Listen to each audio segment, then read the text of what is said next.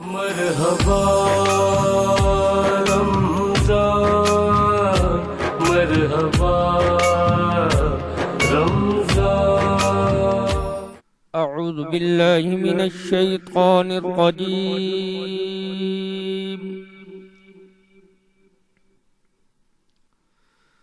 بسم اللہ الرحمن الرحیم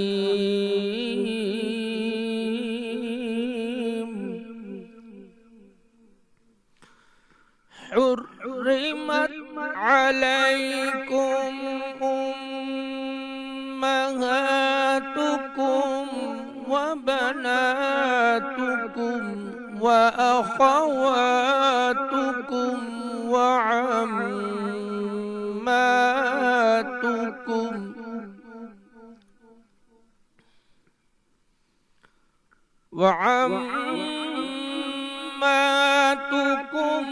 وخالاتكم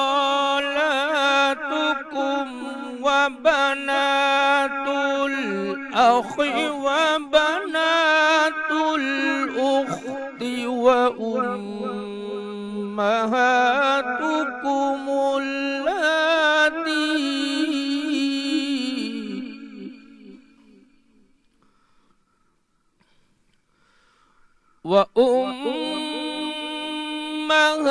وأمهاتكم اللاتي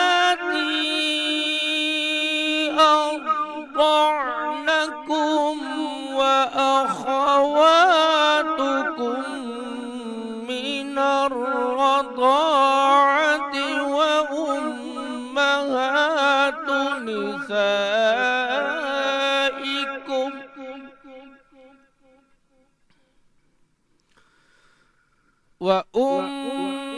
وأمهات نسائكم وربائبكم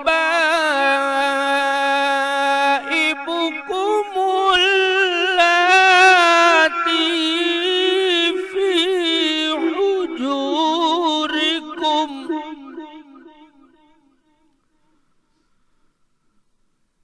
في حجوركم من نسائكم اللاتي دخلتم بهن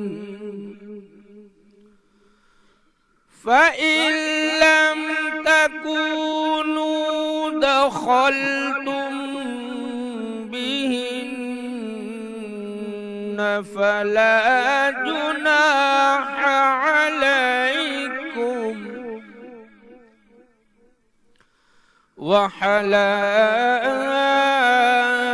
وحلائل أبنائكم الذين من أصلابكم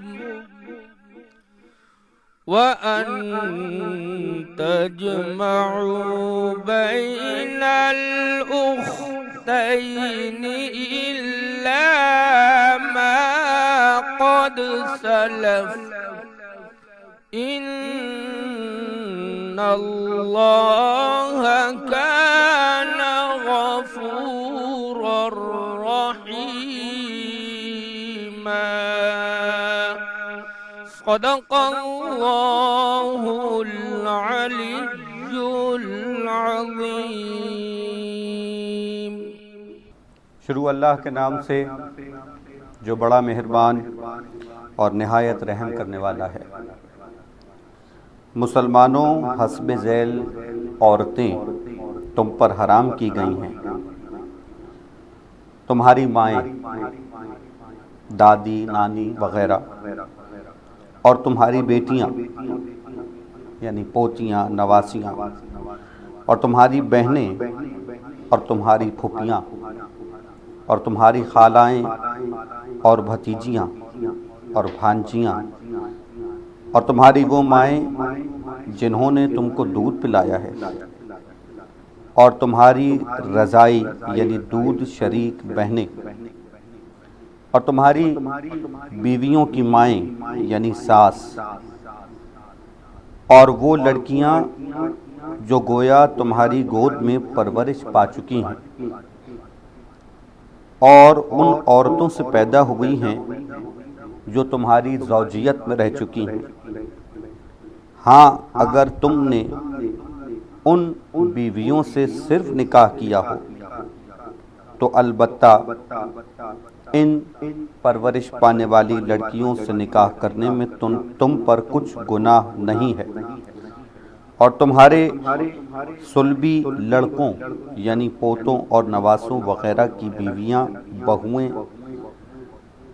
اور دو بہنوں سے ایک ساتھ نکاح کرنا حرام قرار دیا گیا ہے، مگر جو ہو چکا وہ معاف ہے، بے شک خدا بڑا بخشنے والا اور مہربان ہے۔ السلام علیکم ناظرین، سچ ٹی وی کی مرحبا سحری ٹرانسمیشن میں میں ہوں آپ کا میزبان سید عمران مہدی، اور میرے ساتھ ہیں میری ساتھی اینکر سیدہ ہرا شرازی۔ تمام ہی دیکھنے والوں کو ایک مرتبہ پھر خوش آمدید، اور سچ ٹی وی کی روایت کو برقرار رکھتے ہوئے آج ایک مرتبہ پھر ہم ایک اور موضوع کے ساتھ آپ کی خدمت میں حاضر ہوئے ہیں۔ رمضان المبارک اپنی پوری رونقوں کے ساتھ جاری و ساری ہے، اور ایک خاصہ ہے یہ رمضان المبارک کا کہ بڑی تیزی سے وقت گزرتا چلا جاتا ہے۔ ایسا محسوس ہوتا ہے کہ ابھی رمضان کا چاند نظر آیا تھا اور دن بڑی تیزی سے گزرتے چلے جاتے ہیں۔ شاید اچھا وقت بہت تیز گزر جاتا ہے، لیکن میں اپنے ہر پروگرام میں یہ دعا یقیناً سب کو کرنی چاہیے کہ پروردگار عالم اس مہینے کے صدقے میں، اس ماہ مبارک کے صدقے میں جب اس کی رحمتیں برس رہی ہیں، پروردگار ساری دنیا کو اس پریشانی سے نجات عطا فرمائے، اور جہاں کہیں بھی کوئی بھی اس مرض میں جو کرونا کا مرض ہے اس میں مبتلا ہے، پروردگار اسے شفا کاملہ اور عاجلہ عنایت فرمائے۔ تمام صاحبان ایمان عبادتیں کر رہے ہیں، اور یہ عبادتوں کا ماحول ہے، اور اس وقت میں کہ جب ایک آئسولیشن کی سی کیفیت ہے، یعنی آئسولیشن کی کیفیت ہے، تو عبادت کرنے کا اس سے بہتر موقع اور کوئی نہیں ہوگا۔ اپنے وقت کو قیمتی بنائیے، اور وقت کی قیمت یہی ہے کہ خدا کو تلاش کیجیے۔ جب زمین کے راستے بند ہو جائیں تو آسمان کے راستے کھل جاتے ہیں۔ شرط صرف یہ ہے کہ نیت ہو، شرط صرف یہ ہے کہ خلوص ہو، شرط صرف یہ ہے کہ جستجو ہو، شرط صرف یہ ہے کہ تلاش ہو، اور اس سے اچھا موقع ہمیں پھر نہیں مل سکتا۔ یہ وہ وقت ہے کہ جب ترجیحات طے ہوں گی کہ آپ کے پاس وقت تھا تو آپ نے اپنے اس وقت میں کیا کیا۔ آپ خدا کی بارگاہ میں یہ نہیں کہہ سکتے کہ اے پالنے والے مجھے وقت نہیں ملا تو میں تیری عبادت نہیں کر سکا۔ آج وقت بھی ہے، موقع بھی ہے، محل بھی ہے، آپ اس کو تلاش کیجئے۔ وہ رحیم ہے، وہ کریم ہے، یقیناً اس کی بارگاہ سے جواب آئے گا، اور جب یہ آسمان کے راستے کھل جائیں تو پھر ان زمین کے راستوں کی بندش کی کوئی اہمیت باقی نہیں رہتی۔ پھر لوگ صاحبان سیر و سلوک ہو جاتے ہیں، انسان اپنی زندگی کے مقصد کو پا لیتا ہے، اور وہ ان لوگوں میں شامل ہو جاتا ہے جو خسارے سے بچے ہوئے ہیں۔ اسی لیے پروردگار عالم نے جب خسارے کی بات کی تو وقت کی قسم کھائی کہ والعصر ان الانسان لفی خسر الا الذین آمنوا وعملوا الصالحات وتواصوا بالحق وتواصوا بالصبر، کہ وقت کی قسم انسان خسارے میں ہے۔ کیوں؟ اس لیے کہ لوگ وقت کو صحیح طور پر استعمال نہیں کرتے، اور جو اپنے وقت کو صحیح طور پر استعمال کر لیں وہی خسارے سے بچے ہوئے ہیں۔ اپنے وقت کو اچھی طرح استعمال کیجئے، یعنی خداوند تعالیٰ کی عبادت کیجئے، اس کو تلاش کیجئے، یقیناً وہ مل جائے گا۔ آج اپنے پروگرام میں ایک بہت اہم موضوع کے اوپر گفتگو ہے، اور وہ اس حوالے سے ہے کہ جیسا کہ اسلام ایک مکمل دین ہے، دین فطرت ہے، اور ہر شعبے کے حوالے سے ایک آگاہی ہے، ایک رہنمائی ہے انسان کے لیے، معاشرے کے لیے۔ اور حضور اکرم صلی اللہ علیہ وآلہ وسلم نے عرب میں کوئی بھی ایسی بات نہیں ہے کہ جو آپ نے نہ بیان کی ہو، یعنی ہمارے علماء کرام نے ہی کسی پروگرام میں یہ بات کہی کہ بال ترشوانے سے لے کر ناخن ترشوانے تک، دسترخوان پہ بیٹھنے سے لے کر لباس بدلنے تک کے احکامات ہمیں دین نے بتائے ہیں۔ تو کیسے ممکن تھا کہ دین اسلام خاندان کی تشکیل کے حوالے سے ہماری رہنمائی نہ کرے؟ دین اسلام نے خاندان کی تشکیل پر ہماری رہنمائی کی ہے، اور یقیناً کہ خاندان ہی بنتا ہے جس سے معاشرہ بنتا ہے، اور معاشرہ اسی وقت اچھا ہو سکتا ہے کہ جب خاندان کی تشکیل اچھی ہو، تربیت اچھی ہو۔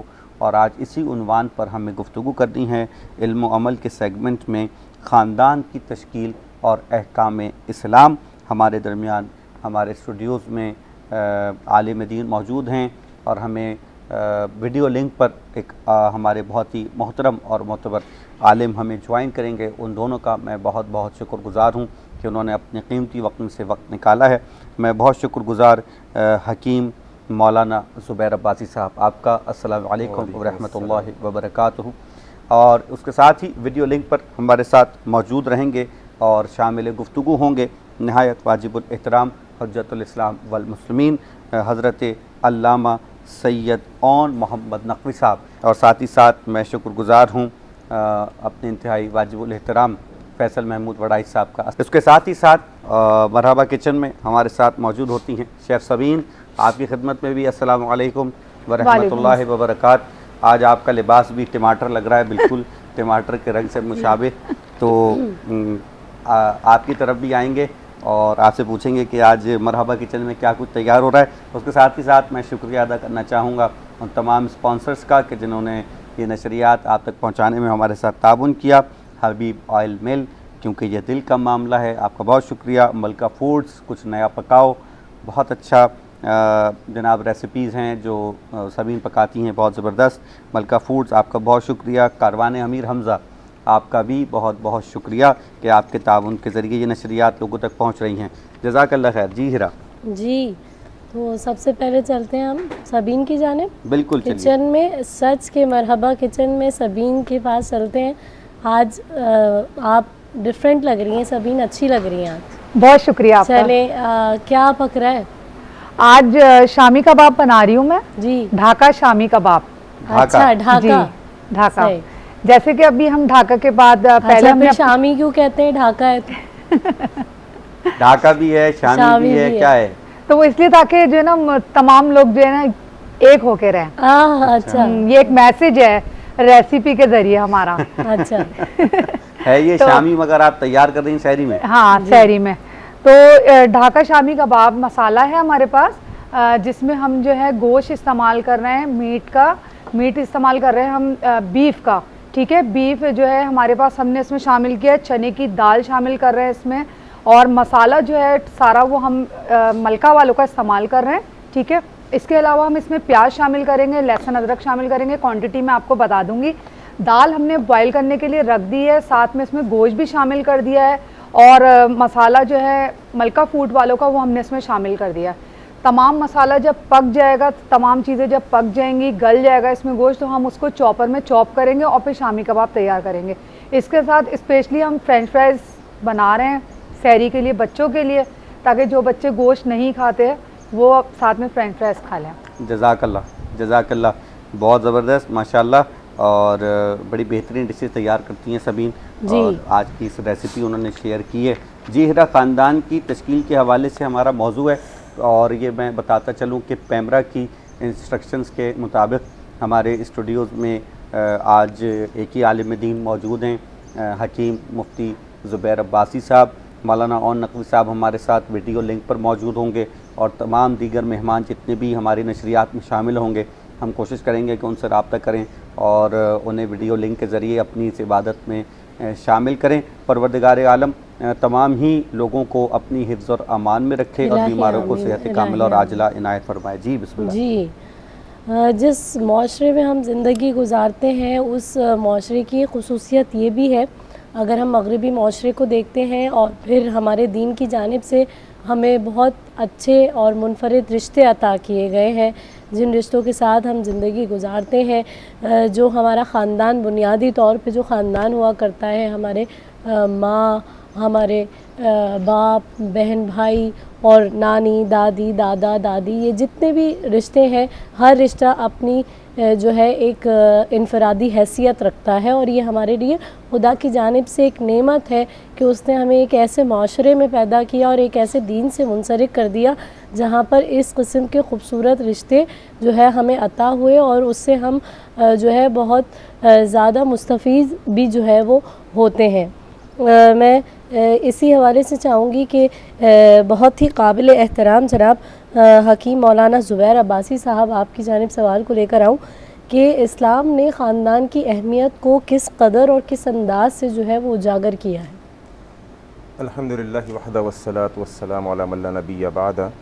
रब्बि इश्रह ली सदरी व यस्सिर ली अमरी वहलुल उक़दतम मिन लिसानी यफ़क़हू क़ौली। अल्लाह आमीन। मोहतरम ने बहुत खूबसूरत अंदाज में प्रोग्राम शुरू किया इस बात के साथ कि अल्लाह रब्बुल आलमीन ने हमें दीन की हर चीज़ के बारे में तालीमात दी है, बेशक। और इस बारे में ख़ुद कुरान मजीद ने बयान फरमाया है, अल यौम अकमलतु लकुम दीनकुम व अतममतु अलैकुम निअमती व रज़ीतु लकुमुल इस्लाम दीन। ये दीन मुकम्मल हो गया है, और इस दीन को मुकम्मल करके अल्लाह रब्बुल आलमीन ने नबी अलैहिस्सलातु वस्सलाम के ऊपर हम तक नबी अलैहिस्सलातु वस्सलाम को आइडियल मॉडल और एग्जाम्पल और नमूने के तौर पर सूरह अहज़ाब के अंदर पेश किया है। लक़द काना लकुम फ़ी रसूलिल्लाहि उस्वतुन हसनह। अब हर चीज़ हमें अल्लाह के नबी अलैहिस्सलातु वस्सलाम देकर गए हैं। जैसे सूरह हशर में अल्लाह रब्बुल आलमीन ने फरमाया, मा आताकुमुर रसूलु फ़ख़ुदूहु व मा नहाकुम अन्हु फंतहू। जो चीज़ तुम्हें रसूलुल्लाह दे दें उसको कबूल कर लीजिए, और जो चीज़ से रोक दें उससे रुक जाए। मोहतरम ने शुरू में फरमाया कि दीन कितना खूबसूरत है, और इस दीन में सारी तालीमात ख़ानदानी निज़ाम से लेके सोना उठना बैठना जागना, ये सब अल्लाह के नबी अलैहिस्सलातु वस्सलाम हमको तालीम देकर गए, और इस पर हमें अल्हम्दुलिल्लाह फ़ख्र है। सैयदना सलमान फ़ारसी रज़ियल्लाहु ताला अन्हु के पास एक यहूदी आया, आकर कहने लगा, या सलमान आपका नबी भी क्या खूब नबी है जिसने ज़िंदगी गुजारने के हर तरीके सिखा कर गए। सैयदना सलमान फ़ारसी रज़ियल्लाहु ताला अन्हु ने सीना तान कर कहा, बिल्कुल हमारा नबी वो नबी है जिसने हमें ज़िंदगी गुजारने के तमाम तरीके सिखा कर गए। तो वो नबी अलैहिस्सलातु वस्सलाम हमको ख़ानदानी जो निज़ाम है, ख़ानदान का जो सिस्टम है, वो भी अल्लाह के नबी अलैहिस्सलातु वस्सलाम हमको सिखा कर गए। बेशक। एक ख़ानदान की इब्तिदा होती है एक जोड़े से, निकाह के बंधन में बंधने से। सबसे पहले यहाँ से मैं मुख्तसर एक स्टार्ट देना चाहूँगा कि निकाह के बंधन में जब हम बनते हैं तो एक ख़ानदान का एक निज़ाम कायम होता है, और इस निकाह के बंधन में बंधने से पहले मैं दरख्वास्त करना चाहता हूँ अपने नाजरीन से भी, और अपना पैगाम पहुँचाना चाहता हूँ, इस मुआशरे के लिए सबसे अहम किरदार जो ख़ानदान जो घर के अंदर है, इस माँ की रूप में है, एक माँ की सूरत में। जब निकाह के पाकीज़ा बंधन में बंधने के लिए हम किसी खातून को तलाश करते हैं, किसी लेडीज़ को, किसी औरत को ढूंढते हैं, सास अपनी बहू को ढूंढती है, एक खावंद अपनी बीवी को ढूंढता है, लेकिन मयार क्या होता है? मयार उस वक्त हमारा ये होता है कि एक खूबसूरत बीवी मिल जाए, एक काम वाली खातून मिल जाए जो घर के निज़ाम को संभाल ले। जबकि वो वक्त था एक अच्छी माँ को ढूंढने का। हमने एक खूबसूरत लड़की की सूरत में एक अच्छी पढ़ी लिखी खातून यकीनन हमने हासिल कर ली, लेकिन हमने उसके अंदर ये सलाहियत देखी कि वो एक अच्छी माँ भी बन सकती है या नहीं, क्योंकि एक माँ ने पूरे माँ जो है बेसिकली मॉन्टेसरी स्कूल है जो अपने बच्चों को, एक ख़ानदान को लेकर आगे चलती है। तो जब हम एक शादी के ज़रिए निकाह में बंधन में बंधने के वक्त, उस वक्त हमारी जो तरजीहात होनी चाहिए वो ये कि एक ऐसी औरत को हम ख़ानदान में लेकर आएँ जो एक नए ख़ानदान में एडजस्ट हो, जो कि एक अच्छी और बेहतरीन मिसाली माँ का किरदार अदा कर सके।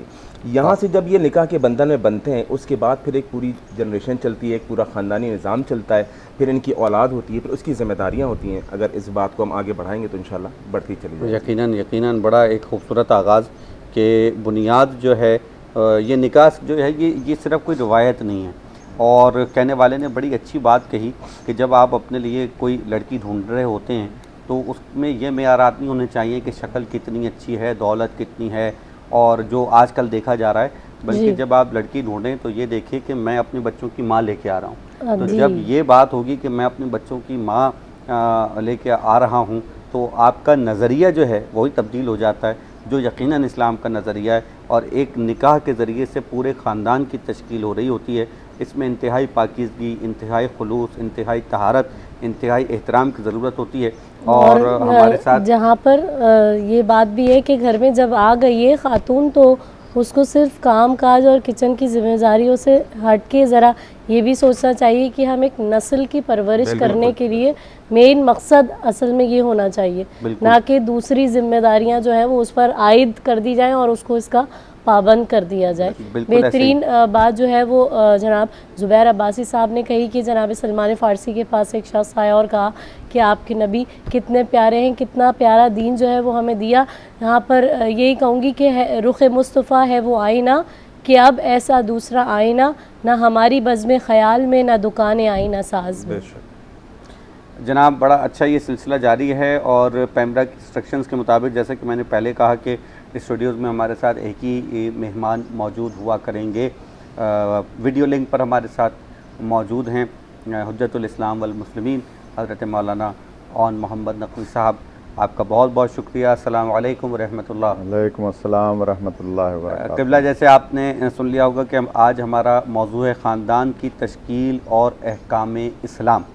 तो यकीनन के इस्लाम ने ख़ानदान की बहुत अहमियत बयान की है, और इब्तिदा में हमारे स्टूडियो में حکیم صاحب نے زبیر صاحب نے بیان کیا کہ خاندان کی کیا اہمیت ہے، میں آپ کی خدمت میں سوال کو اس طرح سے پیش کروں گا کہ دور حاضر میں یہ بات کی جاتی ہے کہ جناب الگ الگ یونٹس ہونے چاہیے سب کے، کیونکہ اس سے پرائیویسی ڈسٹرب ہوتی ہے۔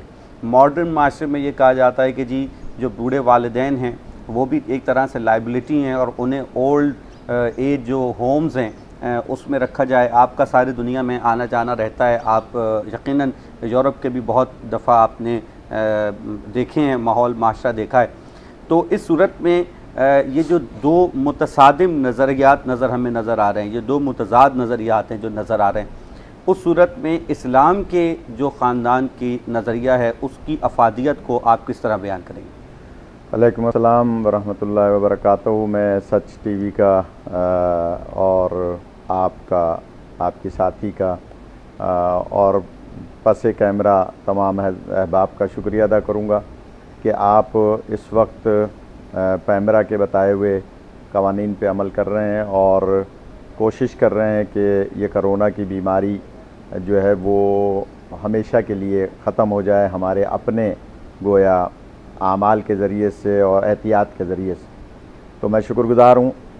بہت اچھا موضوع اپنے جواب میں مفتی حکیم مولانا زبیر عباسی صاحب نے بیان فرمایا کہ نکاح کا ایک ایسا بندھن ہے کہ جو اللہ نے حضرت آدم علیہ السلام سے لے کر اور حضرت خاتم علیہ السلام تک اور پھر آج تک اور انشاءاللہ قیامت تک، یہ ایک ایسا روحانی نورانی اور پاکیزہ اللہ نے سلسلہ معاشرے کی تشکیل کا، اس لیے کہ معاشرہ تب بنتا ہے جب معاشرے میں ہر فرد اپنی ذمہ داری کو پورا کرے۔ بالکل، فرد سے افراد بنتے ہیں، افراد سے معاشرہ بنتا ہے، اور اگر افراد نیک اور صالح ہوں گے، دین پر عمل کرنے والے ہوں گے، احکامات الہی پر عمل کرنے والے ہوں گے، تو اس کے گھر کا ماحول اچھا ہوگا، گھر کا ماحول اچھا ہوگا تو محلے کا ماحول اچھا ہوگا، محلے کا اچھا ہوگا تو شہر کا اور پھر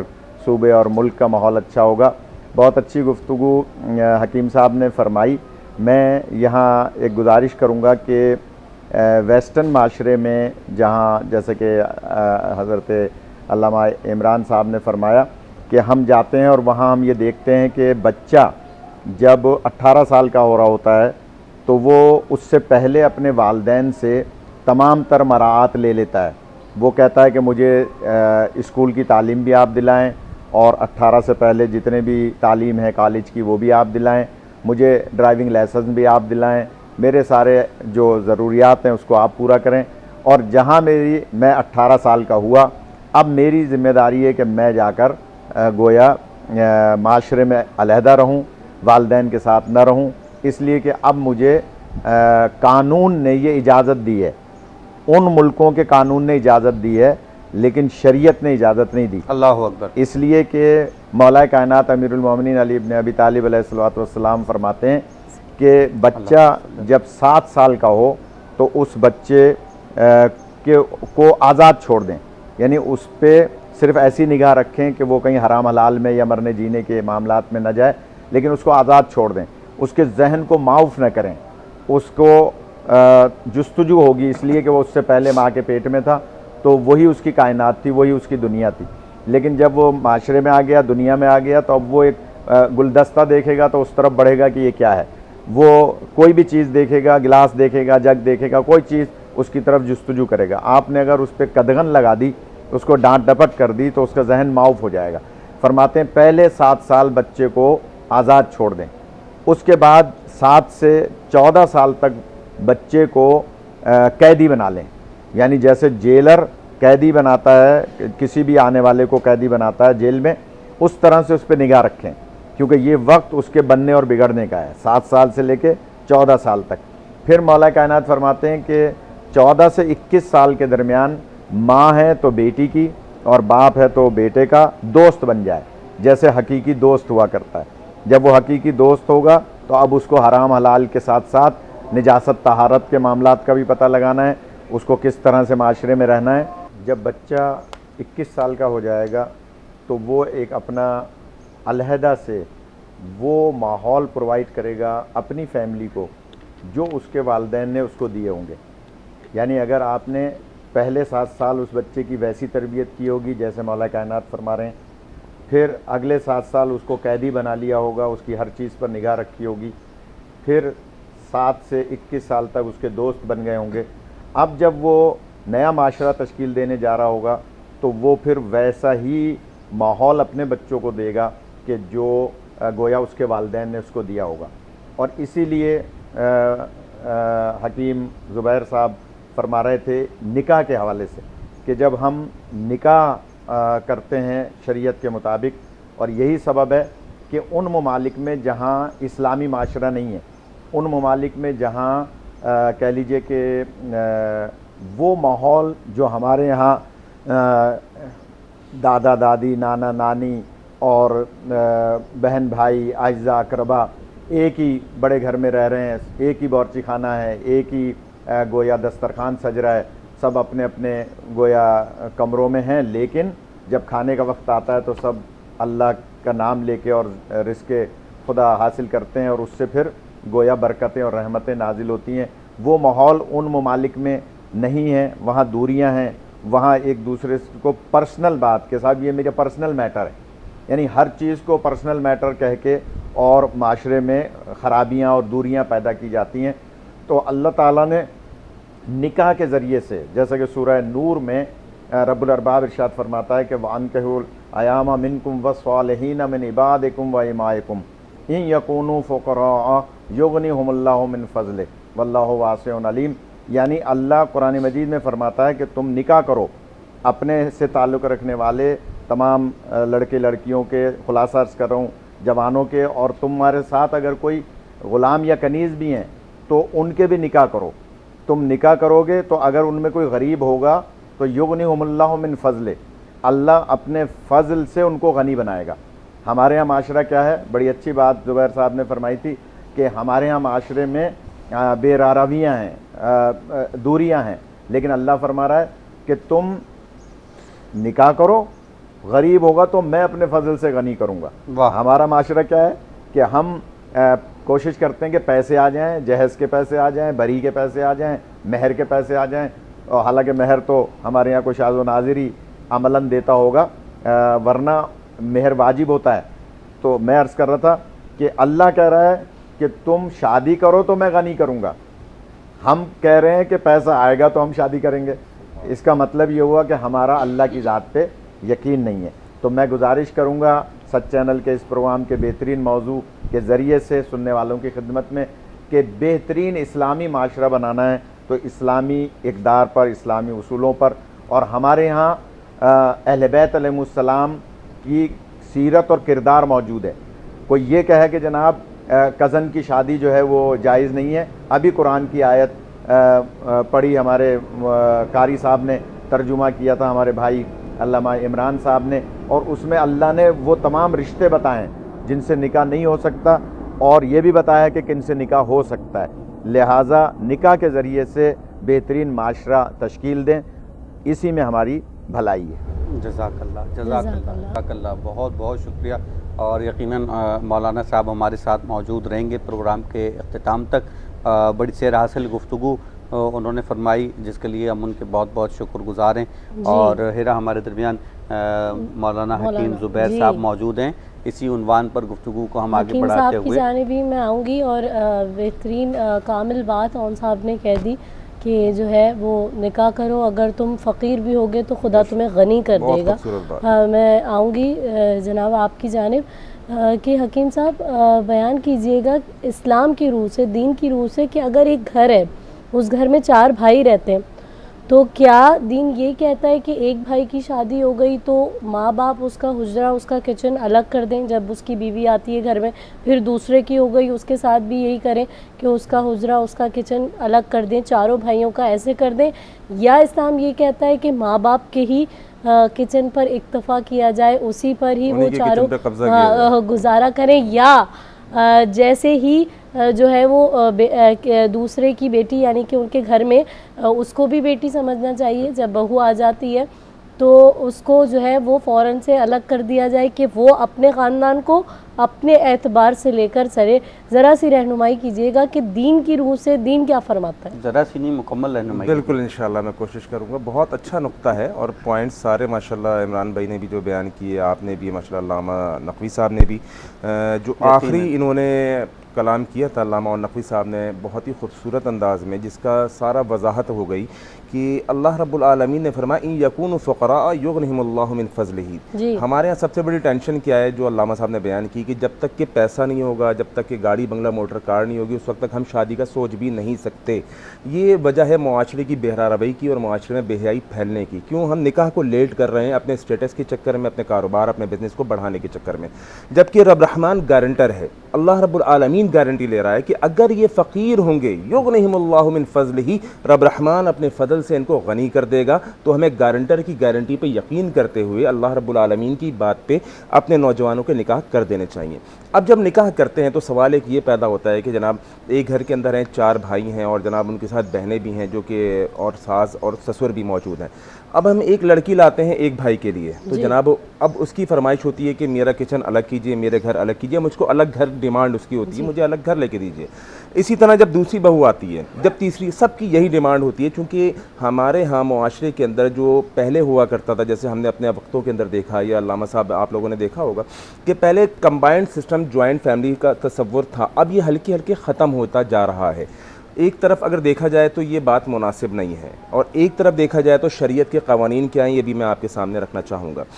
ساتھ رہنے سے یقیناً محبتیں بہت بڑھتی ہیں، لیکن ساتھ رہنے سے کچھ تکالیف بھی بڑھتی ہیں، اس سے کوئی انکار کی صورت نہیں ہے. میں اگر اپنے گھر کسی کی بیٹی کو لے کر آ رہا ہوں تو مجھے اسی طرح سے سوچنا چاہیے کہ میری بیٹی جس گھر میں جا رہی ہے، اگر وہ وہاں پر انکمفرٹ فیل کر رہی ہے، اگر وہ وہاں پہ ایڈجسٹ نہیں کر پا رہی، تو شریعت کے قوانین مجھ پر کیا لاگو ہو رہے ہیں، اللہ رب العالمین کے احکامات اور شریعت محمدی مجھ کو کیا سکھا رہی ہے کہ اس بچی کے حقوق کیا ہیں. اصل معاملہ ہے اس وقت حقوق کی جنگیں چل رہی ہیں. ایک گھر میں ساس کہتی ہے میرا حق مجھے دے دو، بہو کہتی ہے کہ میرا حق مجھے دے دو، خاوند کہتا ہے میرا حق مجھے چاہیے، بیوی کہتی ہے میرا حق مجھے چاہیے.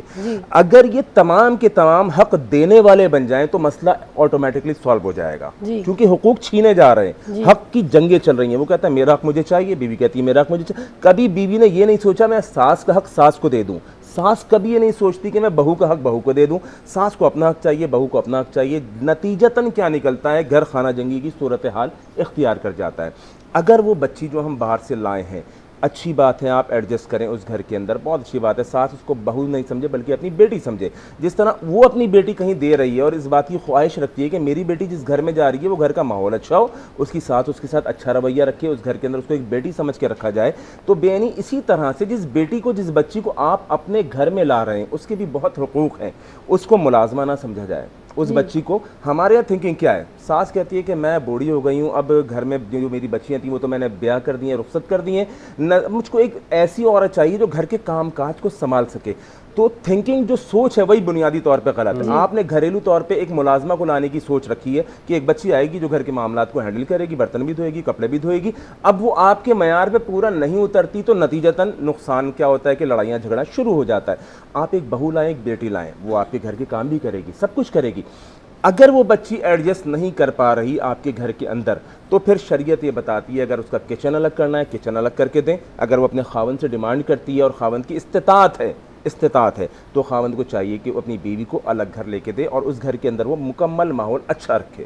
تو میں اپنی یہ سوچ سمجھتا ہوں کہ اگر بچی ڈیمانڈ کرتی ہے اس گھر میں نہیں ایڈجسٹ ہو پا رہی، آپ اس کو الگ کچن کر کے دیں. وہ الگ گھر کی ڈیمانڈ کرتی ہے تو آپ کے اوپر لازم ہے کہ آپ اس کو الگ گھر لے کے دیں. لیکن اگر شوہر کی استطاعت نہیں ہے، دیکھیں استطاعت نہیں تو پھر بات ہی ختم ہو گئی نا. کیونکہ ہماری سوسائٹی میں جیسے کہ آپ جانتے ہیں مولانا صاحب کہ اس وقت مکان خریدنا تو ایک یعنی ناممکنات میں سے ہو گیا ہے ایک اس آدمی کے لیے کہ جو ایک درمیانی طبقے سے تعلق رکھتا ہے. بالکل، یعنی خریدنا تو درکنار، کرائے پہ لینا جو ہے وہ بھی بہت مشکل ہو گیا ہے. صورتحال یہ ہے کہ ایک گھر کو چلانے کے لیے پہلے ایک آدمی ہوتا تھا اور وہ 10 لوگوں کو سنبھال لیتا تھا.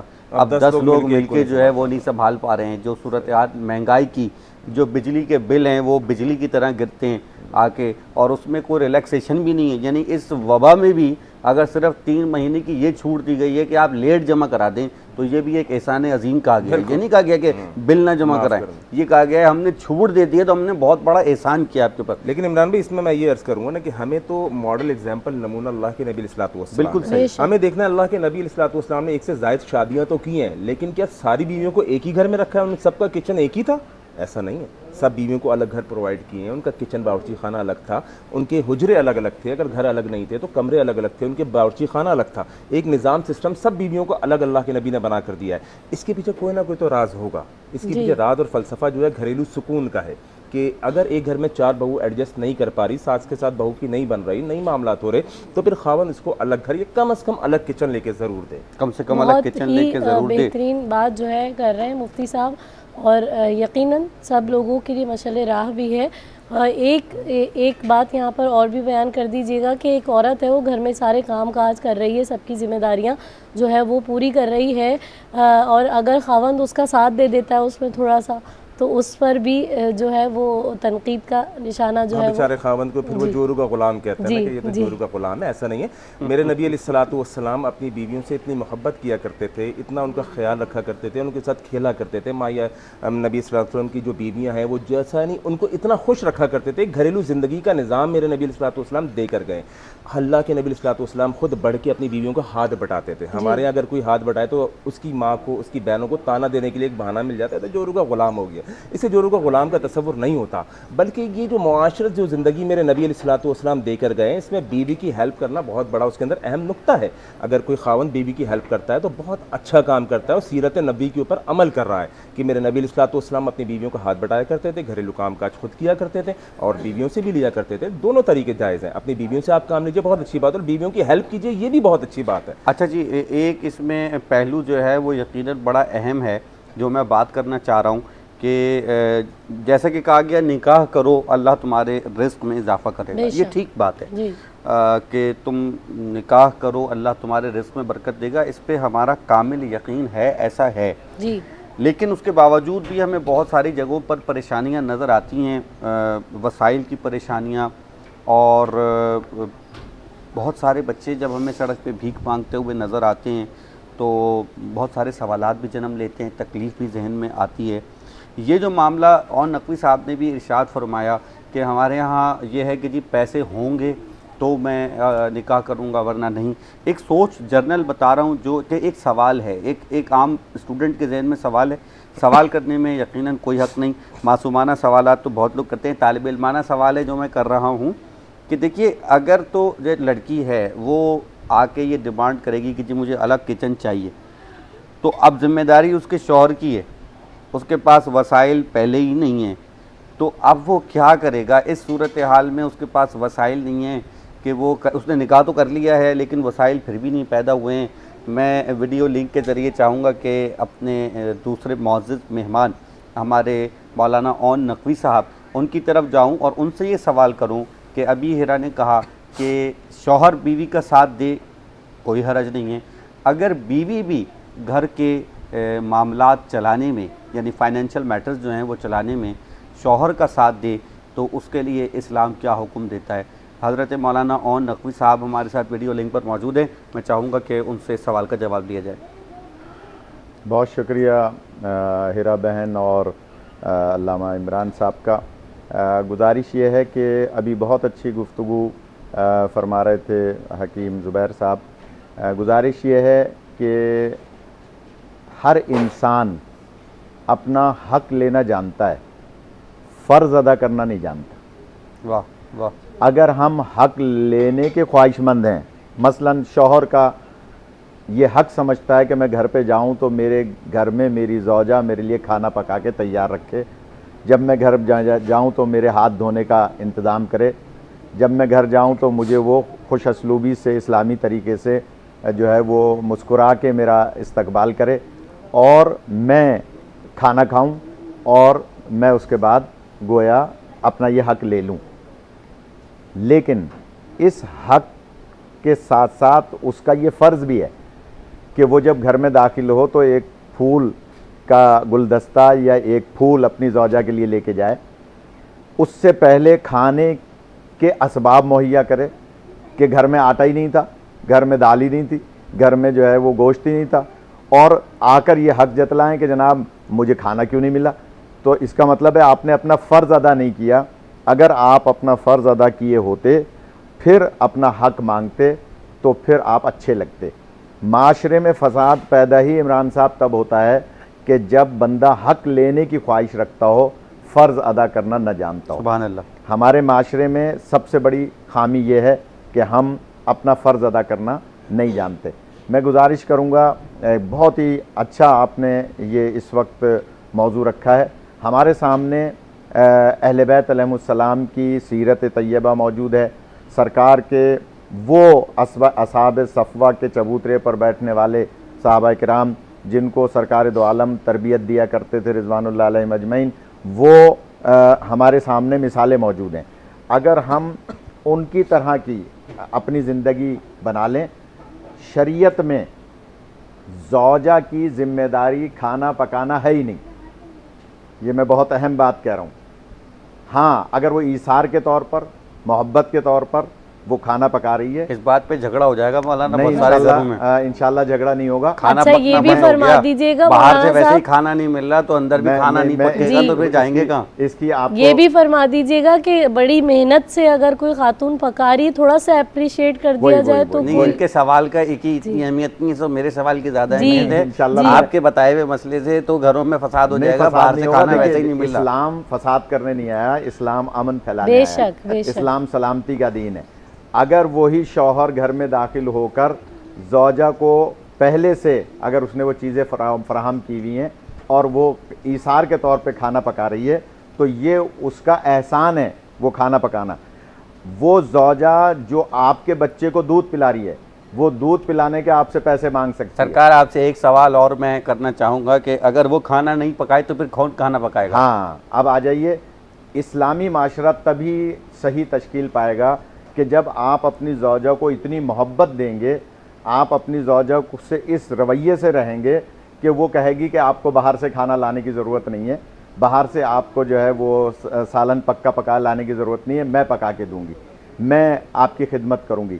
شریعت میں اس کی خاص طور پہ میں کیونکہ فقہ جعفریہ سے تعلق رکھتا ہوں اس لیے میں یہ بات فقہ جعفریہ کے حوالے سے کہہ رہا ہوں۔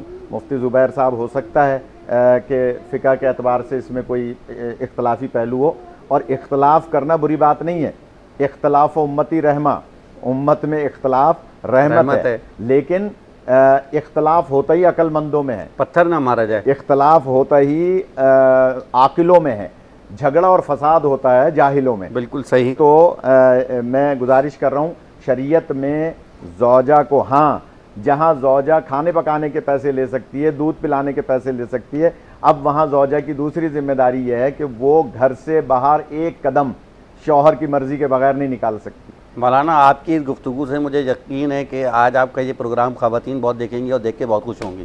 اللہ سلامت رکھے آپ کو بھی، مردوں کو بھی، خواتین کو بھی، مگر جو اسلام ہے وہ ایک ہماگیر دین ہے۔ خاتون کی پھر ذمہ داری آپ دیکھیے، وہ خاتون جس کی مثال ملتی ہے کہ جو جناب سیدہ سلام اللہ علیہا کے اونٹ کی مہار پکڑ کے جنت میں جائے گی، یعنی سرداری بیوی فرما رہی ہوں گی، اونٹ پر بیوی سوار ہوں گی، لیکن مہار وہ آگے پکڑ کے جا رہی ہوگی۔ کیوں جا رہی ہوگی؟ یہ وہ خاتون ہے کہ جب شوہر گھر میں آتا تھا تو آگے بڑھ کے کہتی تھی کہ آپ ناراض تو نہیں ہیں، اگر کوئی ناراضگی ہے تو مجھ پہ نکال لیں۔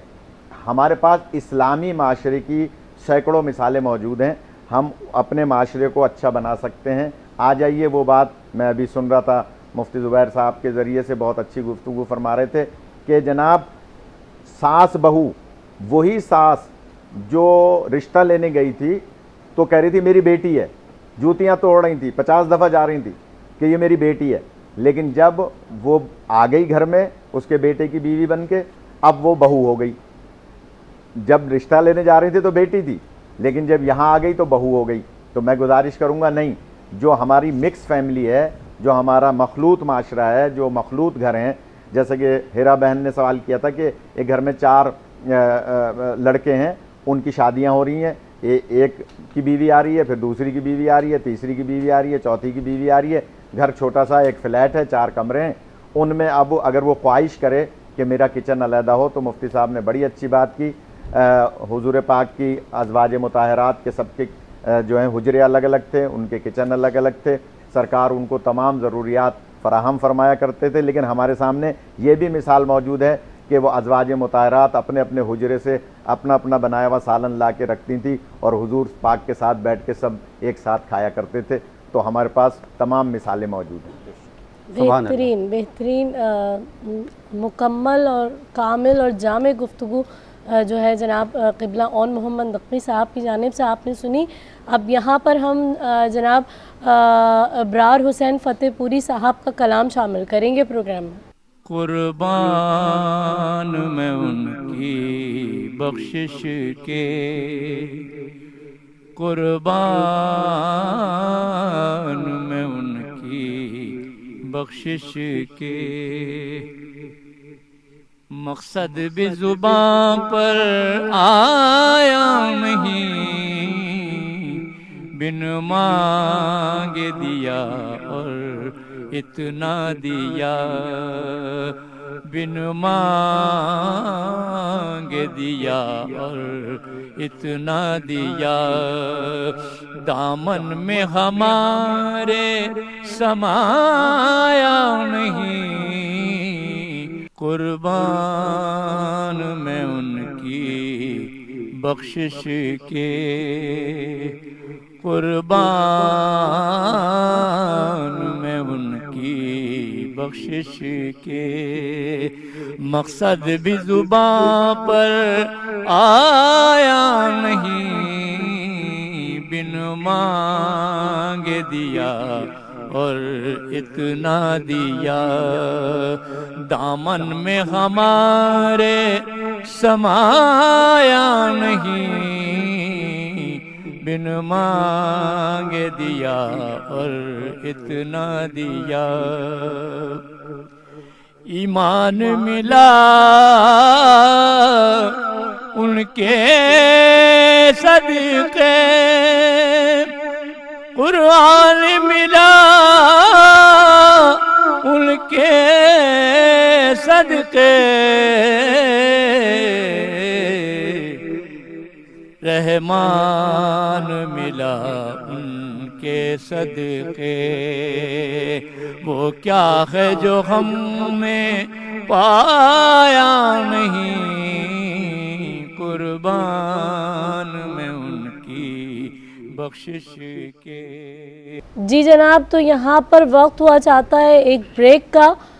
मरहबा सहरी में ब्रेक लेते हैं, हाजिर होंगे ब्रेक के बाद। मरहबा रमज़ान, मरहबा रमज़ान, मरहबा रमज़ान, मरहबा रमज़ान। मरहबा सहरी में एक मरतबा फिर खुशामदीद और बड़ी खूबसूरत गुफ्तगू का सिलसिला जारी निज़ाम ख़ानदान के हवाले से, यानी ख़ानदान की तश्कील के हवाले से अहकाम इस्लाम, और दोनों ही उलमाए कराम हमारे दरमियान जो मौजूद रहे। हज़रत अल्लामा ओन नक़वी साहब वीडियो लिंक पर हमारे साथ हैं, हकीम मुफ्ती ज़ुबैर साहब हमारे साथ स्टूडियोज़ में मौजूद हैं। मैं उनका बहुत बहुत शुक्रगुज़ार हूँ। और यकीनन इस बेहतरीन रूहानी ग़िज़ा के बाद अगर हम जिस्मानी ग़िज़ा की तरफ जाएँ और पूछें कि जनाब किचन में कहाँ तक मामला पहुँचे, गुफ्तगू के साथ खूबसूरत खुशबू भी आ रही है। हाँ, ज़बरदस्त खुशबू आ रही है जनाब, बड़ी अच्छी खुशबू आ रही है। क्या हो रहा है किचन में? जी क्या हो रहा है किचन में? तैयारी हो रही है।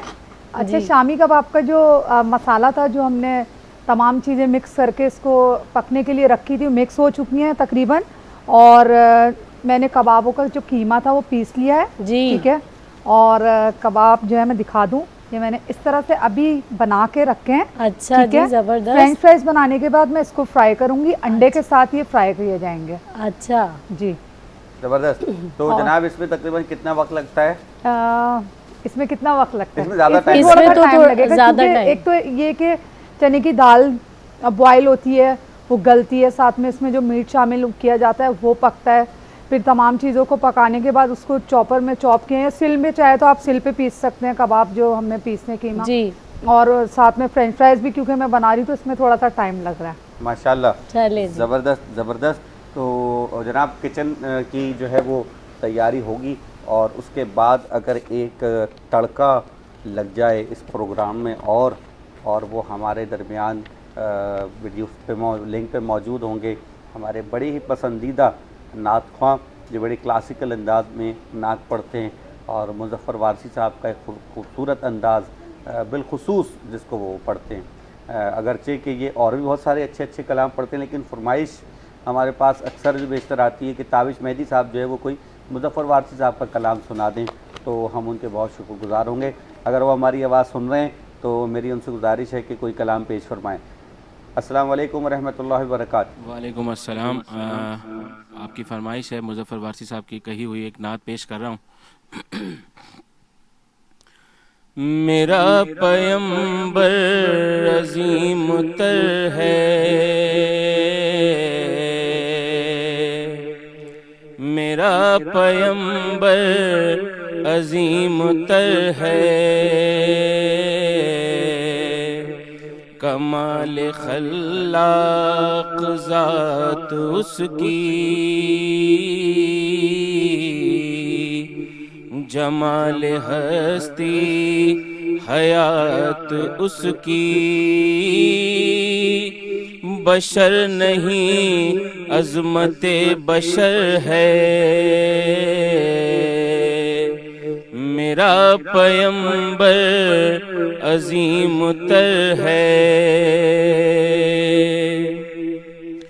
وہ شرع احکام حق تعالی، وہ خود ہی قانون خود حوالہ، وہ خود ہی قرآن خود ہی قاری، وہ آپ مہتاب آپ حالا، وہ عکس بھی اور آئینہ بھی، وہ نقطہ بھی خط بھی دائرہ بھی، وہ خود نظارہ ہے خود نظر ہے، میرا پیمبر عظیم تر ہے، شعور لایا کتاب لایا،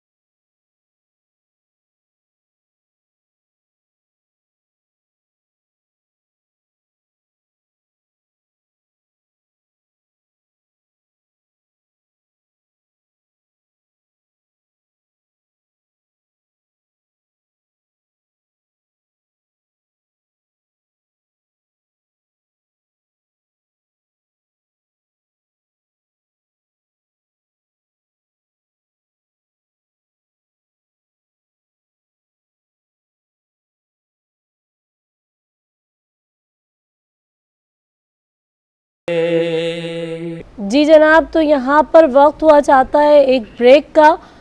مرحبا سحری میں بریک لیتے ہیں، حاضر ہوں گے بریک کے بعد۔ مرحبا رمضان، مرحبا رمضان، مرحبا رمضان، مرحبا رمضان۔ مرحبا سحری میں ایک مرتبہ پھر خوش آمدید۔ اور ہمارے ساتھ ویڈیو لنک پہ جناب قبلہ سید اون محمد نقوی صاحب موجود ہیں، تو میں چاہوں گی کہ ان کی موجودگی کا بھرپور فائدہ جو ہے وہ اٹھایا جائے۔ تو جناب قبلہ اون محمد نقوی صاحب، آپ کی جانب سوال کو پیش کروں گی کہ اگر بیوی مالی معاملات میں شوہر کا ہاتھ بٹائے تو کیسا ہے، اور اسلام نے اس کے لیے کیا کہتا ہے اسلام اس بارے میں؟ ماشاءاللہ بہت اچھا سوال ہے۔ جیسا کہ پہلے ایک ویڈیو لنک پہ ایک سوال آیا تھا اور اس میں یہ بات ہو رہی تھی کہ ساس اور بہو کا رشتہ جو ہے وہ بعد میں ساس اور بہو کا بن جاتا ہے۔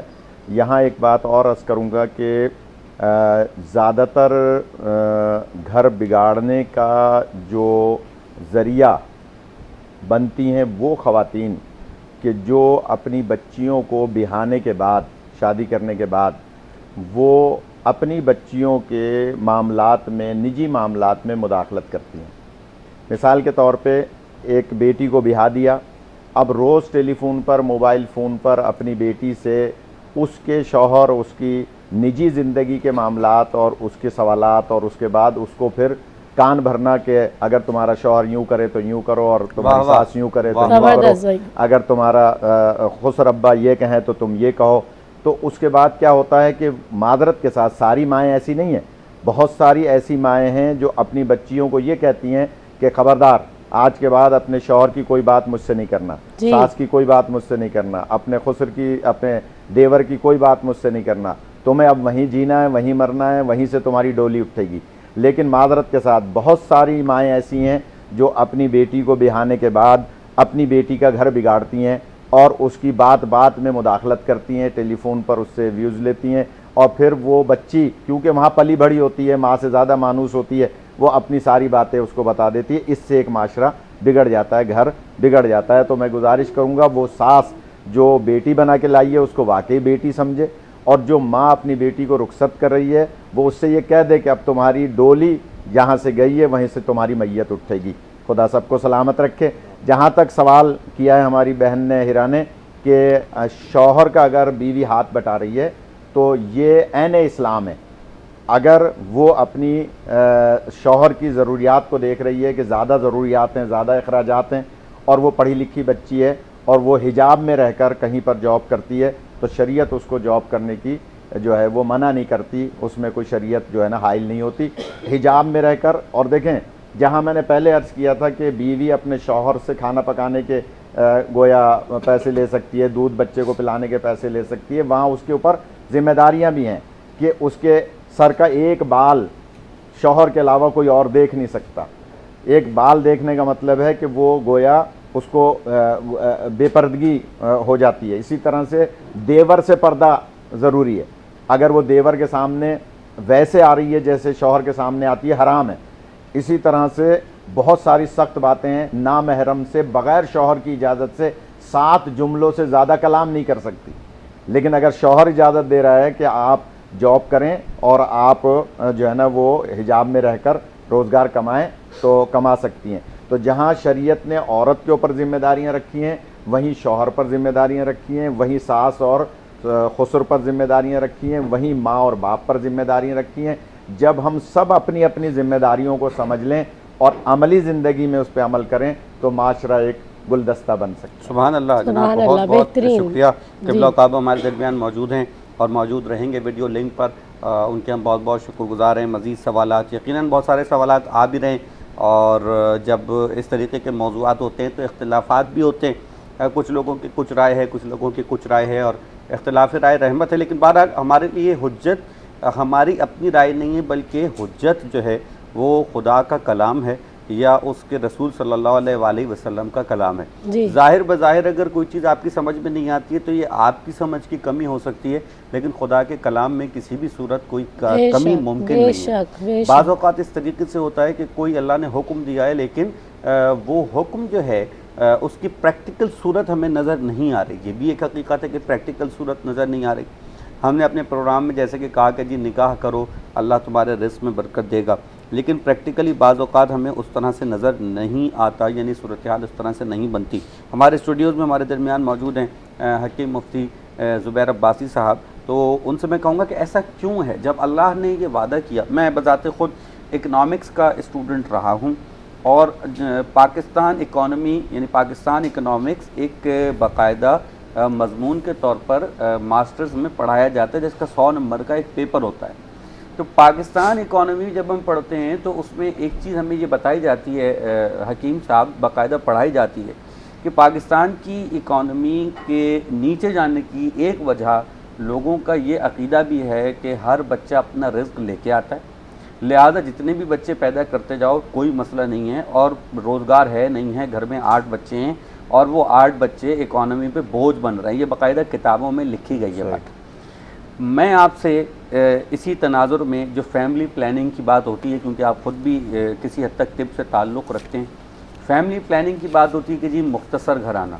اسلام کیا اسی کو فیملی پلاننگ کہتا ہے؟ اسلام کی فیملی پلاننگ کیا ہے کہ ہم کس طریقے سے فیملی کو پلان کریں، خاندان کو تشکیل دیں. اور ایک طرف ہم کہتے ہیں کہ جی نکاح کرو تمہارے رزق میں برکت ہوگی. اگر ہمیں اس کی پریکٹیکل صورت نظر نہیں آ رہی تو اس کی کیا وجہ ہے؟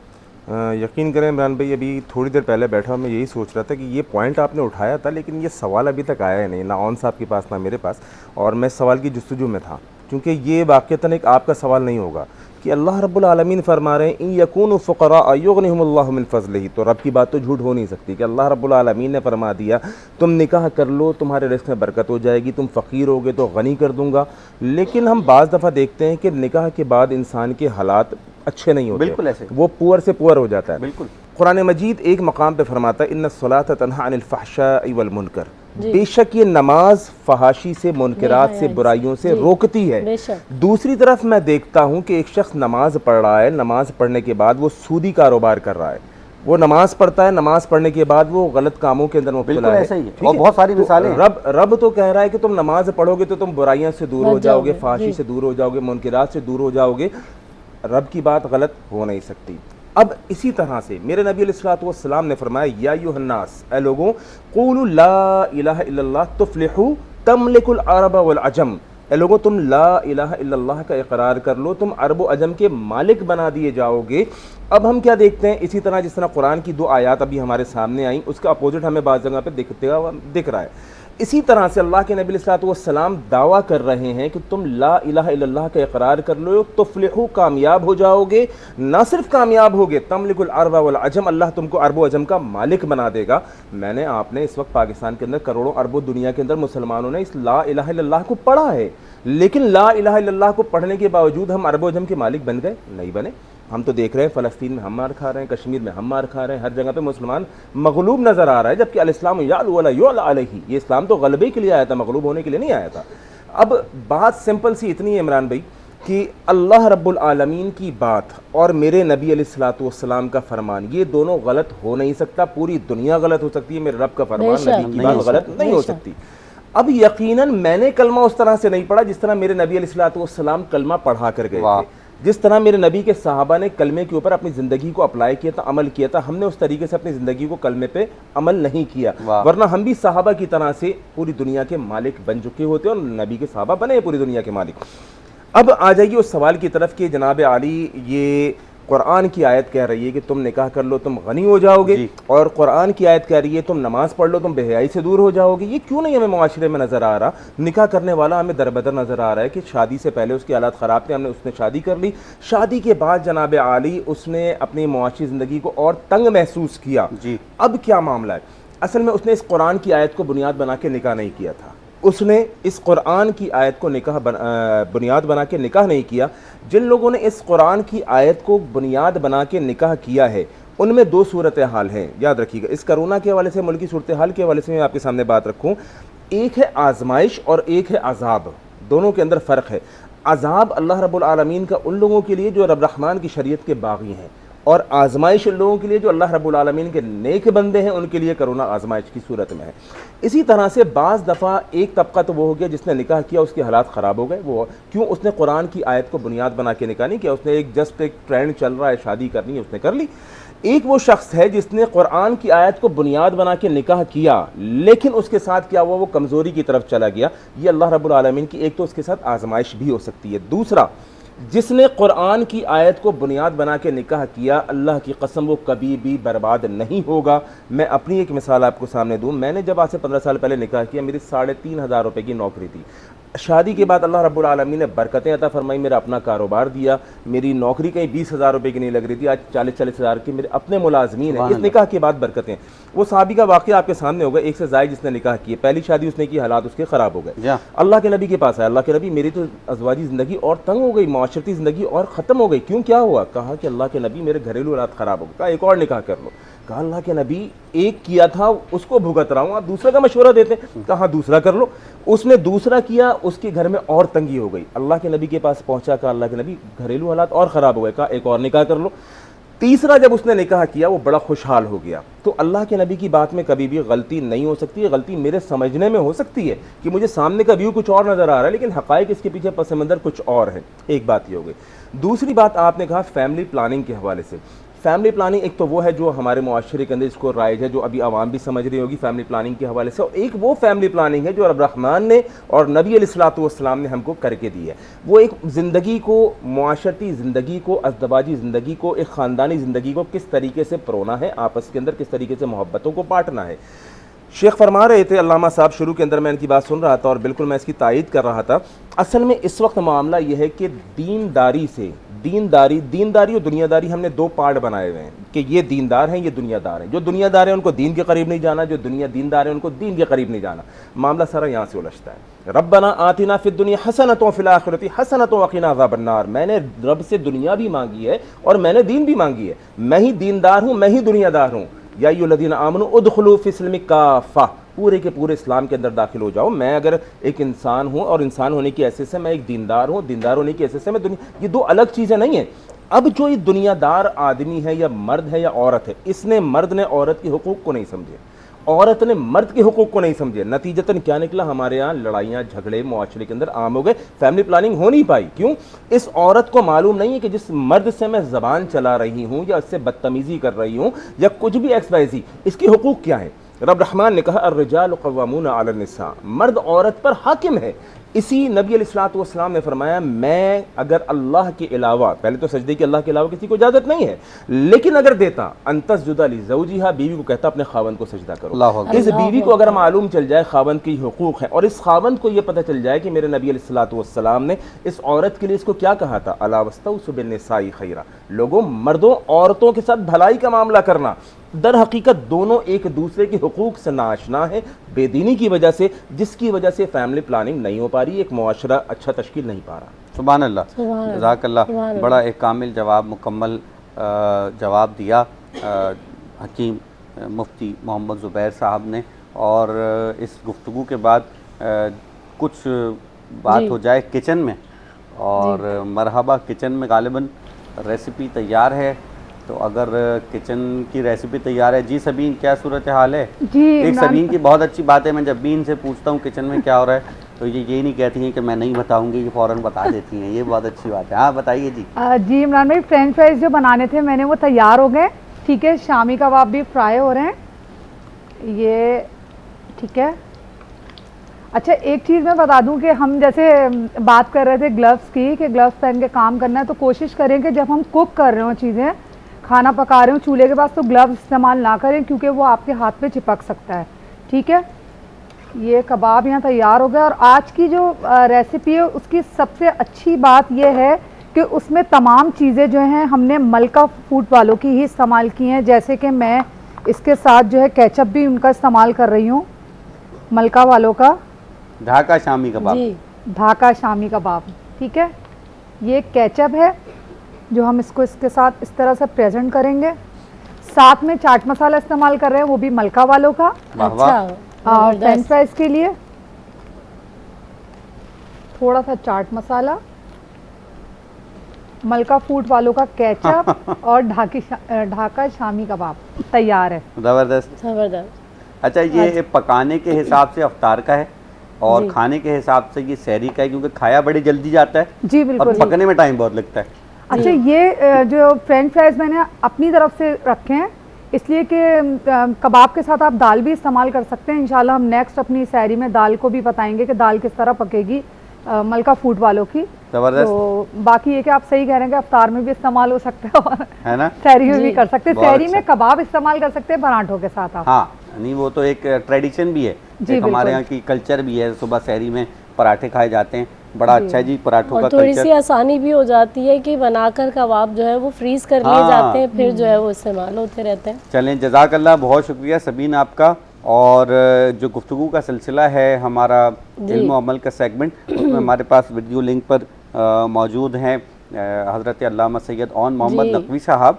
उनसे ये सवाल जो मैंने अभी हकीम साहब से किया, यही सवाल क़िबला मैं आपकी खिदमत में भी पेश करना चाहता हूँ कि ये जो फैमिली प्लानिंग है, मतलब अगर इसका हम दो टोक जवाब चाहें, यानी जो फैमिली प्लानिंग जिस तरीके से कहा जाता है, जो इसके उमूमी मानी हैं, तो क्या इस यानी बिल्कुल कैटेगोरिकली अगर हम इसका जवाब चाहें तो क्या इस्लाम की रूह से आप इसको ठीक समझते हैं या नहीं, और इस्लाम की फैमिली प्लानिंग क्या है, क्या फरमाएंगे? बिस्मिल्लाहिर्रहमानिर्रहीम। बहुत अच्छा सवाल है। हुजूर पाक सल्लल्लाहु अलैहि वसल्लम फरमाते हैं कि निकाह करो और उसके ज़रिए से जो औलाद पैदा होगी और उसमें अगर कोई सिक्त हो गया होगा, वलाउ काना बिस्सिक्त, अगर वो बच्चा ज़ाया हो गया होगा तो भी मैं उस पर फ़ख्र करूँगा कि वो मेरी उम्मत में शामिल है। अल्लाह अल्लाह। यानी नबी पाक सल्लल्लाहु अलैहि वसल्लम इस बात पे भी फ़ख्र फरमाते हैं कि अल्लाह ने सबसे ज़्यादा बड़ी उम्मत अगर करार दी है तो मेरी उम्मत करार दी है। वाह। क्यों कि हज़रत आदम अलैहिस्सलाम की उम्मत उतनी ही है जितनी के हज़रत आदम अलैहिस्सलाम के दौर में लोग थे। हज़रत नूह अलैहिस्सलाम की और अम्बिया अलैहिस्सलाम की उम्मतें उतनी ही हैं जितनी उस दौर में वो लोग थे। लेकिन सरकार की उम्मत, आदम अलैहिस्सलाम ख़ुद भी सरकार की उम्मत में शामिल, बेशक, और सारे अम्बिया ख़ुद सरकार की उम्मत में शामिल हैं। तो सरकार फ़ख्र फरमाते हैं कि अल्लाह ने मेरी उम्मत को सबसे ज़्यादा करार दिया। अब आ गया आपके सवाल का जवाब कि अगर उम्मत मोहम्मदिया दीन मुबीन पर चलती है, उसके अहकामात पे अमल करती है और माशरे में फ़साद बर्पा नहीं होता, तरबियत बच्चों की अच्छी हो रही है और रोज़गार के मौक़े फ़राहम हैं, अगर इस्लाम के तमाम उसूलों पर चल रहे हों तो इफ़रात व तफरीत ना हो। हमारे यहाँ फ़साद क्यों होता है कि इफ़रात व तफरीत होता है। अगर इफ़रात व तफरीत ना हो तो माशरा बहुत ज़्यादा खुशगवार हो सकता है। जब ऐसी सूरत हाल हो कि जनाब बच्चे 6 हैं या 8 हैं और कमाने वाला एक बंदा है और उसके ज़रिए आमदनी कम है, अल्लाह पर भी उसका इतना तवक्कल नहीं है जितना होना चाहिए, और उसके बाद वो बच्चों पे बच्चे गोया इस दुनिया में ला रहा है, तो इसका मतलब ये हुआ कि वो इफ़रात व तफरीत से काम ले रहा है। शरीयत में इजाज़त है कि अगर मियाँ बीवी दोनों राज़ी हैं तो आप अपने बच्चों में वक्फ़ा दे सकते हैं। बच्चे जो हैं वो वक्फ़े से पैदा कर सकते हैं, लेकिन इसमें दोनों का राज़ी होना ज़रूरी है। अगर एक बंदा राज़ी है, शौहर राज़ी है, बीवी राज़ी नहीं है, तो वो जायज़ नहीं है, और बीवी राज़ी है और शौहर राज़ी नहीं है तो वो जायज़ नहीं है। दोनों का राज़ी होना ज़रूरी है। अपने गिरदो पेश को देखें, अपने माहौल को देखें। यानी क़िबला यहाँ पे ये जुमले की वजाहत कर दीजिएगा कि ये नहीं हो सकता है मेरा जिस्म मेरी मर्ज़ी। जी हाँ, ये तो एक मफरूज़ा और एक कह लीजिए एक बेहुदा बात जो है ना वो हमारे माशरे में पिछले दिनों चल रही थी कि मेरा जिस्म मेरी मर्ज़ी। नहीं, ना मेरा जिस्म है ना मेरी मर्ज़ी है। ये मेरा जिस्म भी अल्लाह ने बनाया है, मेरी मर्ज़ी भी अल्लाह के अहकामात के ताबे है। मेरी कोई मर्ज़ी नहीं है। मर्ज़ी वो है जो अल्लाह की मर्ज़ी है, मर्ज़ी वो है जो अल्लाह के नबी की मर्ज़ी है, मर्ज़ी वो है जो अहले बैत अतार की मर्ज़ी है, मर्ज़ी वो है कि जो मेरे ज़माने के इमाम की मर्ज़ी है। मर्ज़ी अपनी कोई मर्ज़ी नहीं है, इसलिए कि हम ताबे फरमान हैं। अगर मेरी मर्ज़ी होती तो मेरे पास सुबह के टाइम, आजकल बहुत टाइम है, میں 2 رکعت کے بجائے 10 رکعت پڑھتا فجر کی، میری مرضی، نہیں پڑھ سکتا، حرام ہے. آپ 2 رکعت ہی پڑھیں گے کیونکہ آپ کی مرضی نہیں ہے، اللہ کی مرضی ہے. بے شک. اللہ نے یہ جو آپ کا جسم بنایا ہے اس کو کیسے استعمال کرنا ہے یہ بھی آپ اپنی مرضی سے استعمال نہیں کر سکتے. جو یہ کہتے ہیں کہ صاحب میرا جسم ہے میری مرضی، نہیں. اگر ان سے یہ کہا جائے قبلہ کہ آپ 4 دن مسلسل سو کے دکھا دیں تو وہ 4 دن مسلسل سو نہیں سکتے. وہی عرض کر اور رہا ہوں. اگر ان سے کہا جائے 4 دن مسلسل جاگ کے دکھا دیں تو وہ 4 دن مسلسل جاگ نہیں سکتے. وہی میں عرض کر رہا ہوں اس ویڈیو لنک پہ آپ کی خدمت میں کہ گزارش یہ ہے کہ میرا جسم میری مرضی نہیں ہے. میں عرض کروں کہ ہمیں تابع فرمان خدا اور رسول ہونا ہے، اس لیے کہ ہمیں یہ جسم اللہ نے ایک امانت دی ہے.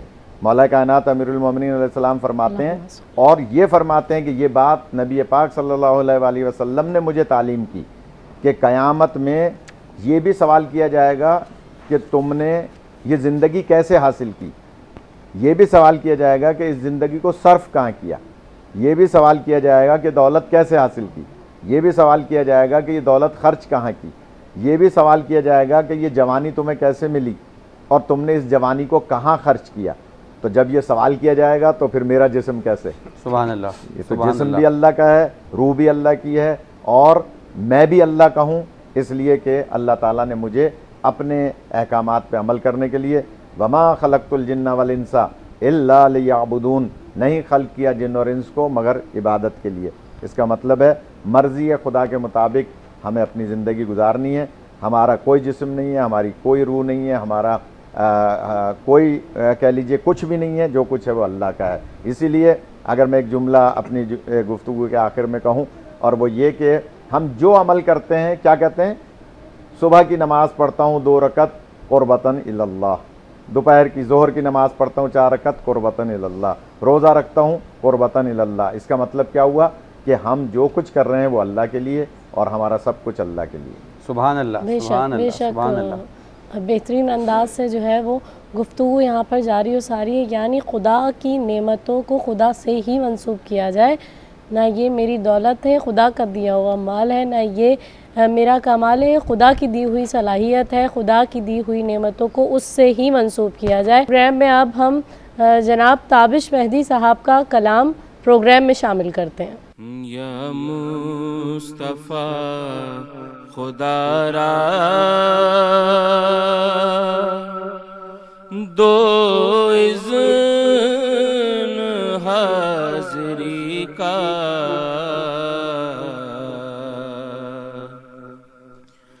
یا مصطفیٰ خدا را دو اذن حاضری کا، در پر تمہارے آؤں آئے وہ دن خوشی کا،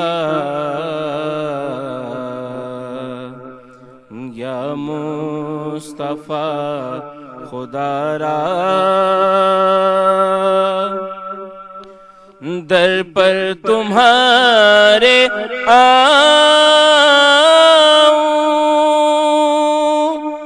داغ جگر دکھاؤں، افسانہ میں سناؤں، کچھ اپنی بے بسی کا، یا مصطفیٰ خدا را دل ڈھونڈتا ہے میرا روزے کی جالیوں کو،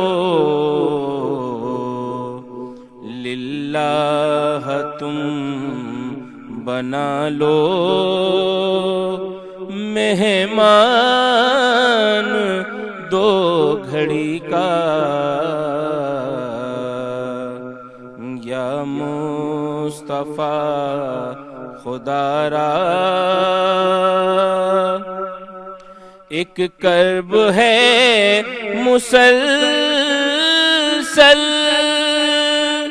دل رو رہا ہے میرا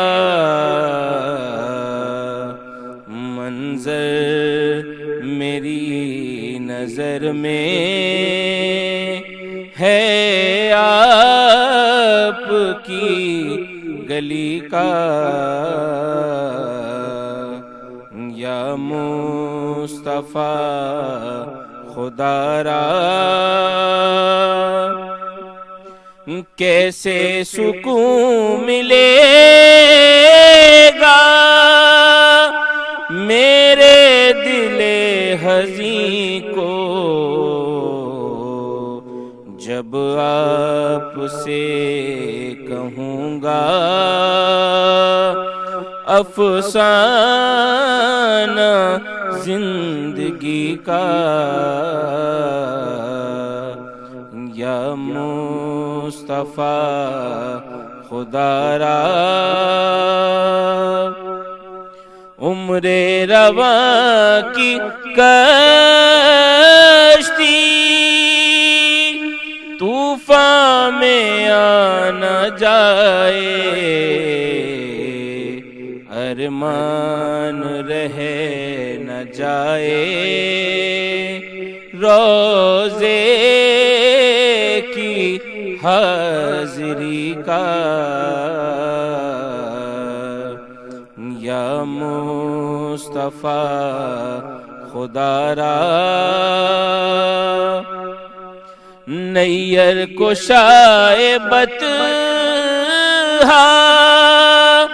روزے پہ اب بلا لو اس کو نہیں بھروسہ کچھ اپنی زندگی کا یا مصطفیٰ خدا را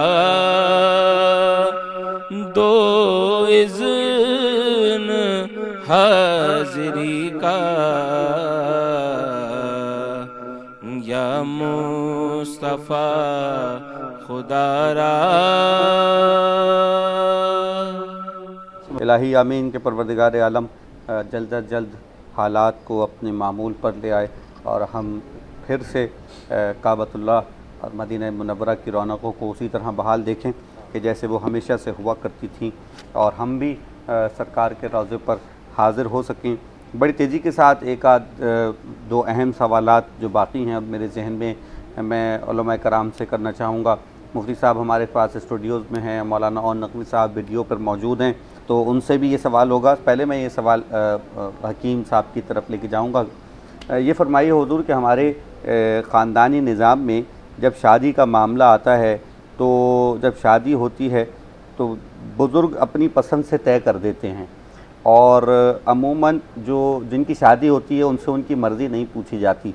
لڑکی سے تو بالخصوص پوچھنا جو ہے وہ بالکل ہی معیوب سمجھا جاتا ہے. آپ یہ بتائیے کہ کیا پسند کی شادی کرنا کوئی جرم ہے, ممنوع ہے, کیا کیا کہیں گے اس بارے میں آپ؟ اچھا سوال ہے شیخ. بات یہ ہے اس کے اندر پسند کی جو شادی ہے, اچھا سوال. ہاں سوال اچھا ہے اور کئی لوگوں کا یہ سوال ہے اور خاص طور پر نوجوانوں کا. میں اس کا انکار بھی نہیں کروں گا, لیکن اس کو اس طرح سے میں سمیٹ کے اپنی گفتگو کو لانا چاہوں گا کہ پسندیدگی کا جو معیار ہے جی وہ دین ہونا چاہیے. واہ. پسندیدگی کا جو معیار ہے وہ دین ہونا چاہیے. جس طرح میرے نبی علیہ الصلوۃ والسلام نے فرمایا کہ حدیث کا مفہوم ہے, کچھ لوگ جو ہے وہ عورت کی اندر خوبصورتی دیکھتے ہیں, کچھ اس کا نسب دیکھتے ہیں, کچھ اس کا خاندان دیکھتے ہیں اور کچھ اس کے اندر دین دیکھتے ہیں. تو فرمایا کہ جو دین جو دیکھتا ہے نا یہ کامیاب ہے, جو شخص عورت کے اندر دین دیکھتا ہے. اسی طرح عورت کے لیے بھی یہ تمام احکامات مرد کے لیے ہیں کہ وہ مرد کے اندر دین دیکھے, اپنی پسندیدگی کا معیار دین رکھے. لیکن ایک یہاں پر ایک غلط فہمی کو میں دور کرتا جاؤں. ایک پسندیدگی جس طرح سے ہم یہ سمجھتے ہیں کہ جو ایک افیئر کی صورت کے اندر ہوتا ہے اور وہ لو چلتا ہے اور یہ سارے معاملات ہوتے ہیں. آج کل یہ سوشل میڈیا کے ذریعے سے یہ وبا جو ہے یہ بہت زیادہ ہو گئی ہے, اور میں یہاں پہ یہ بات کہوں گا, اس میں علماء ہماری تائید کریں گے کہ سوشل میڈیا نے بھی خاندانی نظام کو بہت حد تک ڈسٹروائے کیا ہے. درہم ہر برہم آدمی کر- اپنے موبائل پہ لگا ہوا ہے, کمرے میں بیٹھے ہوئے 4 لوگ جو ہیں وہ آپس سے بات نہیں کر رہے اور موبائل پہ لگے ہوئے ہیں. تو یہ بھی ایک نظام کو اصل معاملہ یہیں سے تو چلا ہے, موبائل ٹیلی فون سے ہی سارا بگاڑ آیا ہے. میں نے تو پسند کی جو شادی ہے اس کو ایک اچھے معنی میں لیا اور اس کو میں بھی ایکسپلین آگے چل کے کروں گا, لیکن اس سے پہلے میں جو اس کا نیگیٹو پہلو ہے اس کو ذرا کلیئر کر دوں. تو موبائل ٹیلی فون سے بہت بڑا معاشرے کے اندر بے حیائی پھیلی ہے, کوئی شک نہیں ہے اس کے اندر. اور پہلے مجھے یاد ہے ہم جب چھوٹے ہوا کرتے تھے ہمارے والدین جو ہے وہ ٹی وی کو بڑا وہ کرتے تھے, جی بچہ ٹی وی پہ کارٹون تک ہی دیکھے اور اس سے آگے نہ بڑھے اور یہ نہ ہو, وہ سب رونا چل رہا تھا. اتنے میں کمپیوٹر آ گیا, کمپیوٹر نے اپنے معاملات پورے کیے. پھر جب یہ موبائل ٹیلی فون اسمارٹ ٹیلی فون یہ آیا تو سب کچھ خیر ختم ہو کے رہ گیا. بس اللہ ہم سب کی نوجوانوں کی بچوں کی حفاظت فرمائے اور یہ حیا کا دامن ہے وہ نہ چھوٹنے پائے. تو حضرت بات یہ کہ معاشرے میں جس تیزی سے بے حیائی پھیل رہی ہے اس بے حیائی کا ایک سبب بھی یہی ہے سارے معاملات موبائل ٹیلی فون اور دیگر مخلوط تعلیمی نظام. تو پسندیدگی کا مطلب یہ نہیں ہے کہ جناب وہ پارکس کے اندر ملا جائے اور منگنی ہو اور منگنی کے بعد جناب گھوما پھرا جائے اور منگنی سے پہلے جناب خود اپنے کالج اور یونیورسٹیز کے اندر لڑکا لڑکی کو پسند کرے, لڑکا لڑکی کو پسند کرے. ٹھیک ہے, پسندیدگی اگر ہو گئی, ایک نگاہ پڑ گئی اور پسندیدگی ہو گئی تو اپنے والدین کو آپ انفارم کریں اور شرعی طریقے سے جو نکاح کے جو طریقے ہیں اس کے اوپر لے کر آئیں. اصل میں معاملہ آج کل طلاقوں کی شرح کیوں بڑھ گئی ہے, طلاقوں کی شرح بڑھتی کیوں جا رہی ہے, وہ بھی اسی کا ایک نتیجہ ہے کہ معاشرے میں جو کلچر پھیل رہا ہے کہ اپنی پسند کی شادی, اپنی پسند کی شادی. اور دیکھیں اب شادی سے پہلے جب وہ سب مل چکے ہیں پارکس کے اندر اور آپس میں بیٹھ چکے ہیں, ساری ڈسکشن کر چکے ہیں, تو نتیجہ کیا نکلتا ہے, شادی کے بعد ان میں آپس میں ڈسکشن کے لیے کچھ بچتا ہی نہیں, آپس کے اندر بات چیت کے لیے کچھ بچتا ہی نہیں, کیونکہ پہلے ہی ان کی ملاقاتیں اتنی ہو چکی ہیں, پسندیدگی کا تبادلہ ہو چکا ہے, تو میں یہ پسند مجھے وہ پسند. شادی سے بعد جو معاملات ہونے تھے وہ تو سب پہلے ہی ہو گئے.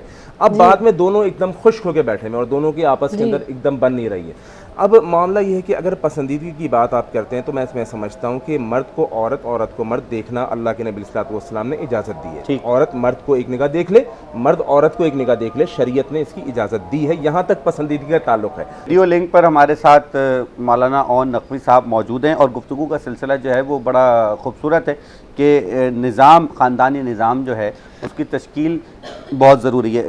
فیملی پلاننگ کے حوالے سے بات ہوئی, میں ایک آدھ بات اس میں اور اضافہ کروں گا.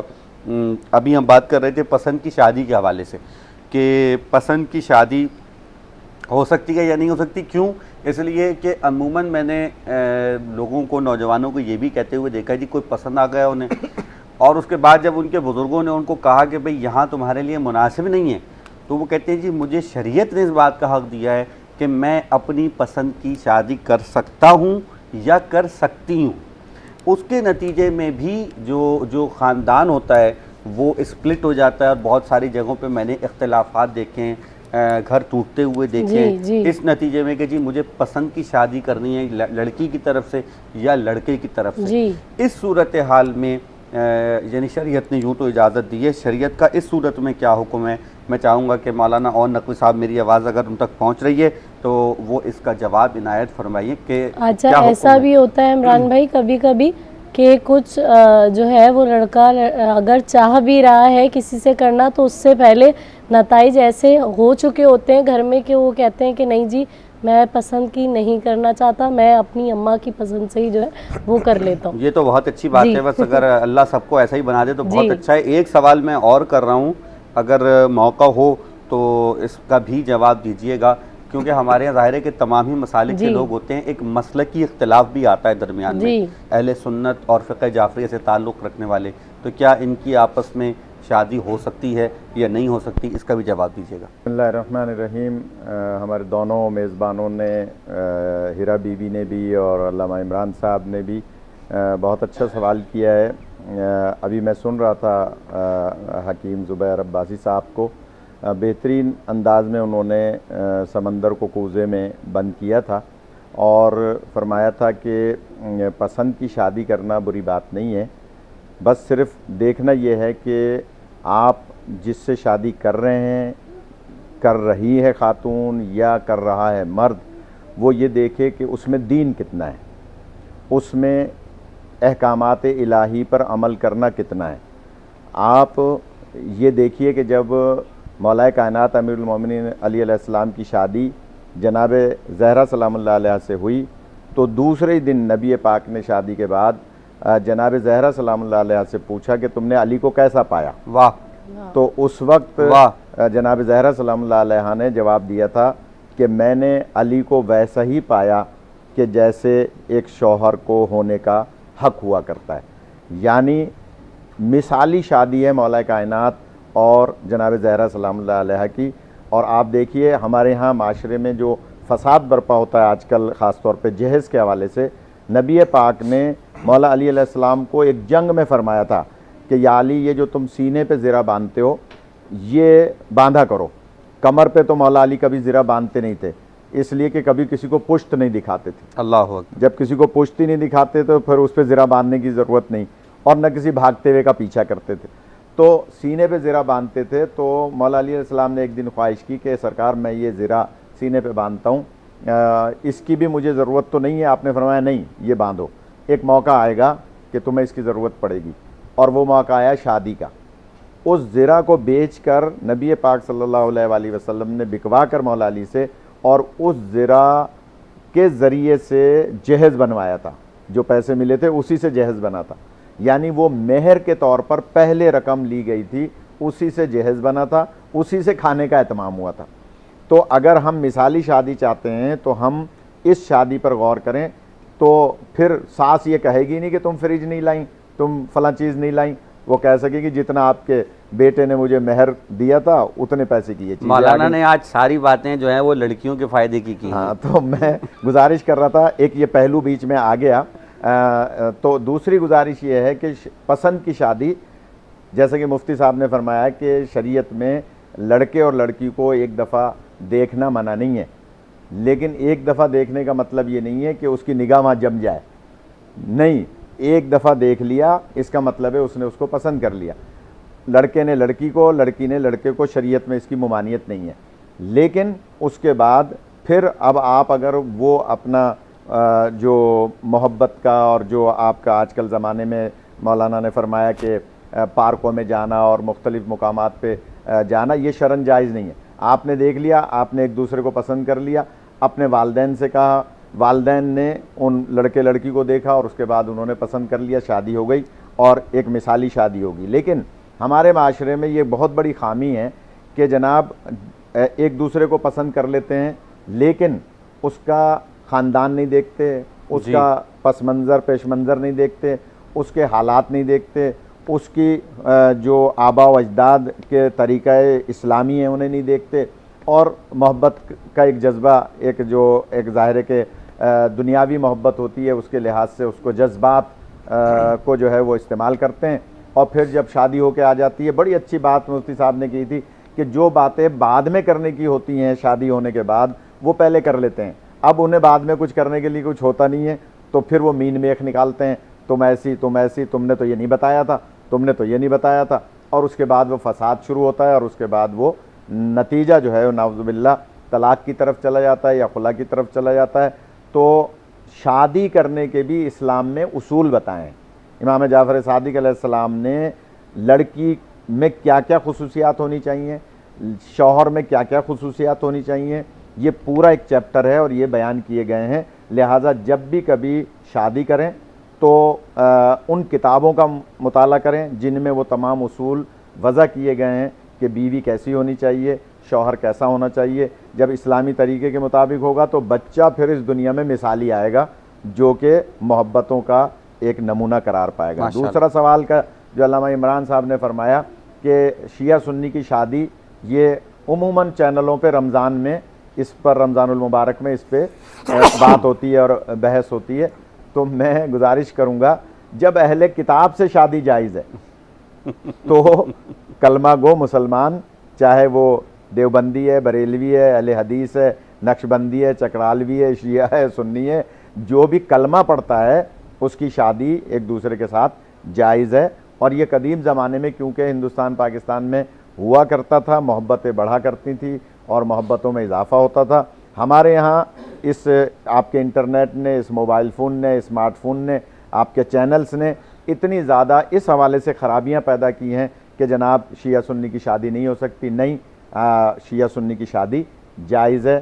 اور چونکہ اہل کتاب سے شادی جائز ہے تو شیعوں کا اور سنیوں کا قرآن مجید پہ بھی یقین ہے اور اللہ تعالیٰ کے وحدہ لا شریک ہونے پہ بھی یقین ہے اور 1,24,000 پیغمبروں پر یقین ہے، لہٰذا یہ شادی جائز ہے۔ جزاک اللہ جناب، بہت اچھا آپ نے جائز قرار دیا۔ تو اتحاد بین المسلمین کے لیے اگر اس زاویے سے بھی سوچا جائے تو یہ بھی ایک بڑی اچھی بات ہوگی۔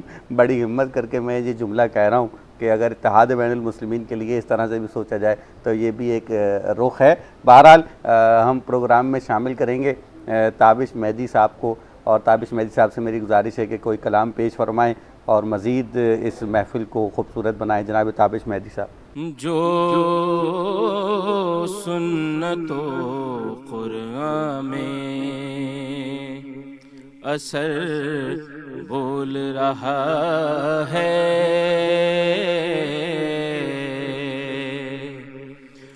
جو سنت و قرآن میں اثر بول رہا ہے، یہ آل محمد کا ہنر بول رہا ہے،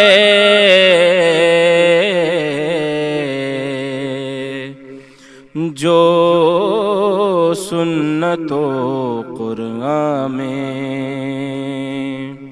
اور منظر ہے علی اور پس منظر ہے محمد، منظر ہے علی اور پس منظر ہے محمد، خورشید کے پردے میں قمر بول رہا ہے،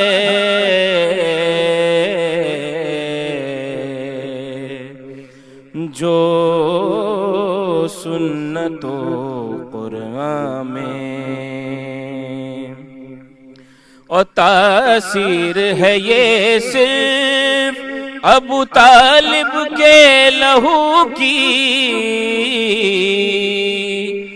تاثیر ہے یہ صرف ابو طالب کے لہو کی، بے جان ہے اگر جسم تو سر بول رہا ہے،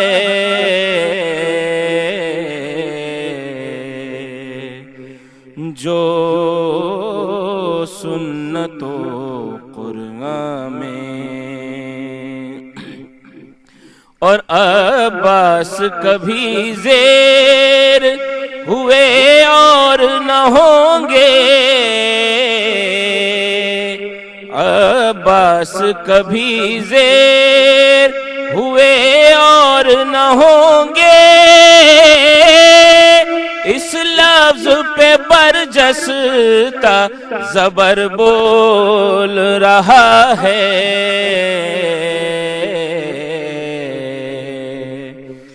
جو سنت و قرآن میں اور کپڑے سے جو منہ کعبے کا باندھا تو ہوا کیا، کپڑے سے جو منہ کعبے کا باندھا تو ہوا کیا، دیوار تو خاموش ہے در بول رہا ہے،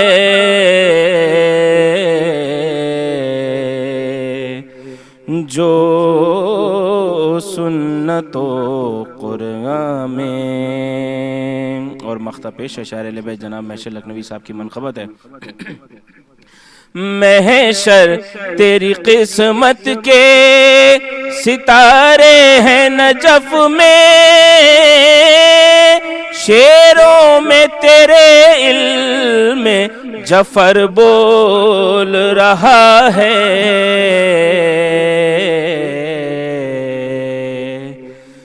جو سنت و قرآن میں۔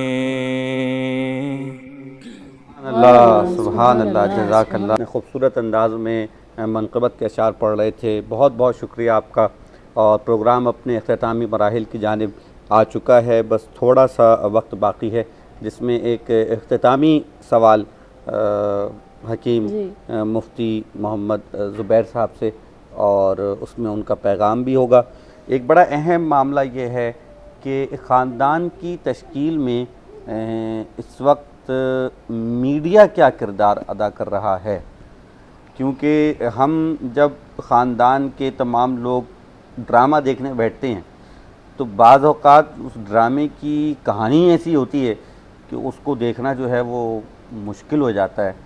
تو میڈیا جو کردار میڈیا کا ہے اسلامی اصولوں کے مطابق ہے، جو کہانیاں بن رہی ہیں، جو ڈرامے ہو رہے ہیں، وہ کیا ہے، اور اس حوالے سے آپ ارشاد فرمائیے گا۔ اور میں چاہتا ہوں کہ ویڈیو لنک پر میں نے قبلہ کعبہ علامہ اون محمد نقوی صاحب سے سوال کیا تھا کہ کیا شیعہ سنی شادی جو ہے وہ جائز ہے یا نہیں، تو اس کا جواب آپ کی طرف سے بھی آ جائے تاکہ بات کامل ہو جائے۔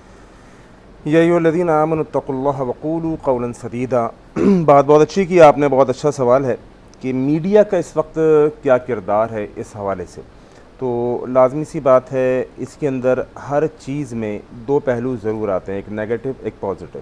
جہاں پہ بہت سارے پازیٹیو پہلو ہیں کہ میڈیا کے بہت سارے ایسے اقدامات ہیں جو قابل تعریف ہیں، تو وہاں پر یقیناً کہ میڈیا کے اندر کچھ ایسے معاملات بھی ہیں جو ہمارے چینلز کے اوپر چلتے ہیں، ڈرامے یا پڑوسی ممالک کے ڈرامے جو ہماری خواتین بہت شوق سے دیکھتی ہیں، اور اب تو ہمارے اپنے جو ڈرامے ہیں ان کی بھی میں اگر بات کروں تو اس کے ذریعے سے بعض دفعہ ایسا محسوس ہوتا ہے کہ خاندان کے معاملات آپس میں سرکار کسی رشتے کا احترام باقی نہیں ہے۔ اگر آپ ڈرامے دیکھیں، مطلب ان ڈراموں کو تمام لوگ دیکھ رہے ہیں، اس کی پروپیگیشن ہو رہی ہے، یعنی ساس کا رشتہ، سسر کا رشتہ، دیور کا رشتہ، بھابھی کا رشتہ، کسی رشتے کا احترام جو ہے وہ باقی نہیں رہ گیا۔ یہ تو ساس اور نند اور جیٹ یہ تو بہت بات کے ہیں، جو سب سے مین رشتہ ہے، جو ریلیشن ہے آپس میں میاں اور بیوی کا، وہ بھی کہیں کہیں ٹوٹتا ہوا محسوس ہوتا ہے۔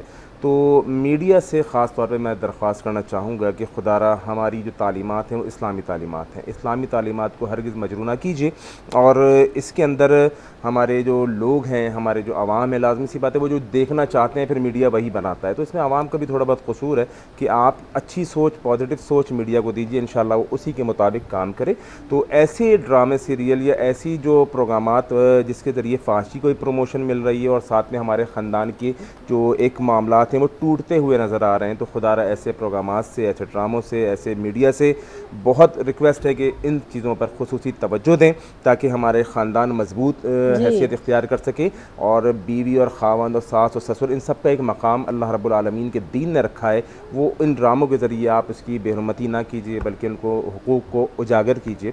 دوسرا جو سوال ہے شیعہ سنی کے حوالے سے، تو میرا وہی آنسر ہے جو محترم مولانا اون نقوی صاحب نے، میں اسی طرف کتاب کی طرف نگاہ ڈالا تو میں نگاہ پڑھی نہیں، تو اسی حوالے سے میں بالکل ایگری کرتا ہوں انشاءاللہ۔ جزاک اللہ، جزاک اللہ، جزاک اللہ، بہت بہت شکریہ مفتی صاحب، حکیم مفتی محمد زبیر صاحب، آپ کا شکریہ، اور تمام مہمانان گرامی جو کسی بھی طرح ہمارے اس پروگرام میں شامل رہے ویڈیو لنک کے ذریعے۔ میں اون نقوی صاحب کا بالخصوص شکریہ ادا کرنا چاہوں گا، وہ ہمارے ساتھ شامل گفتگو رہے، بہت خوبصورت گفتگو ہوئی، اور سیدہ ہرا شیرازی آپ کا بہت بہت شکریہ۔ اختتام وہ کریں گی، بس میں ایک جملہ کہہ کر اپنی طرف سے آپ سے اجازت لے لوں گا کہ رشتوں کا نہ ہونا اتنا تکلیف نہیں دیتا کہ جب رشتوں کے ہوتے ہوئے احساس ختم ہو جائے۔ احساس کا نہ ہونا شاید رشتوں کے نہ ہونے سے بھی زیادہ تکلیف دہ ہوتا ہے۔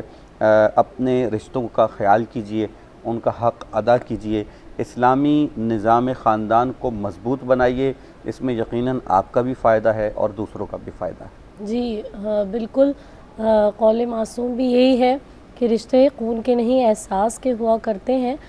جہاں پر احساس ہو وہاں پر غیر بھی جو ہے وہ اپنے بن جاتے ہیں، اور اگر احساس نہ ہو تو پھر اپنے بھی غیر بن جایا کرتے ہیں۔ اپنا احتساب کرنے کی ضرورت ہے اس وقت، خصوصاً کہ اپنا احتساب کیجئے، دیکھیے کہ آپ کو اپنے رشتوں کی کتنی قدر ہے اس سے پہلے کہ آپ ان رشتوں کو کھو بیٹھیں، کیونکہ عموماً انسان کی فطرت یہی ہوا کرتی ہے کہ جو چیز میسر ہوتی ہے اس وقت قدر نہیں ہوتی، اور جب وہ چیز ہاتھ سے نکل جاتی ہے تو پھر جو ہے وہ قدر انسان کے دل میں جو ہے وہ بیدار ہو جایا کرتی ہے۔ اسی پیغام کے ساتھ کہ اپنے ارد گرد کے تمام رشتوں کا، لوگوں کا احساس کیجئے، ان کا خیال رکھیے، اور اگر کوئی پسند کی شادی کر کر آپ کے گھر میں آ بھی گیا ہے تو پوری زندگی اس کو اس کی سزا نہ دیجیے کہ یہ تو ہماری پسند کا ہے ہی نہیں یا ہماری پسند کی ہے ہی نہیں. اس کو قبول کیجیے, دل سے قبول کیجیے اور اس کا بھی احساس کیجیے. اپنے میزبان سید عمران مہدی نقوی اور سیدہ ہرا شیرازی کو اجازت دیجیے. انشاءاللہ کل آپ سے پھر ملاقات ہوگی. والسلام علیکم ورحمۃ اللہ وبرکاتہ. مرحبا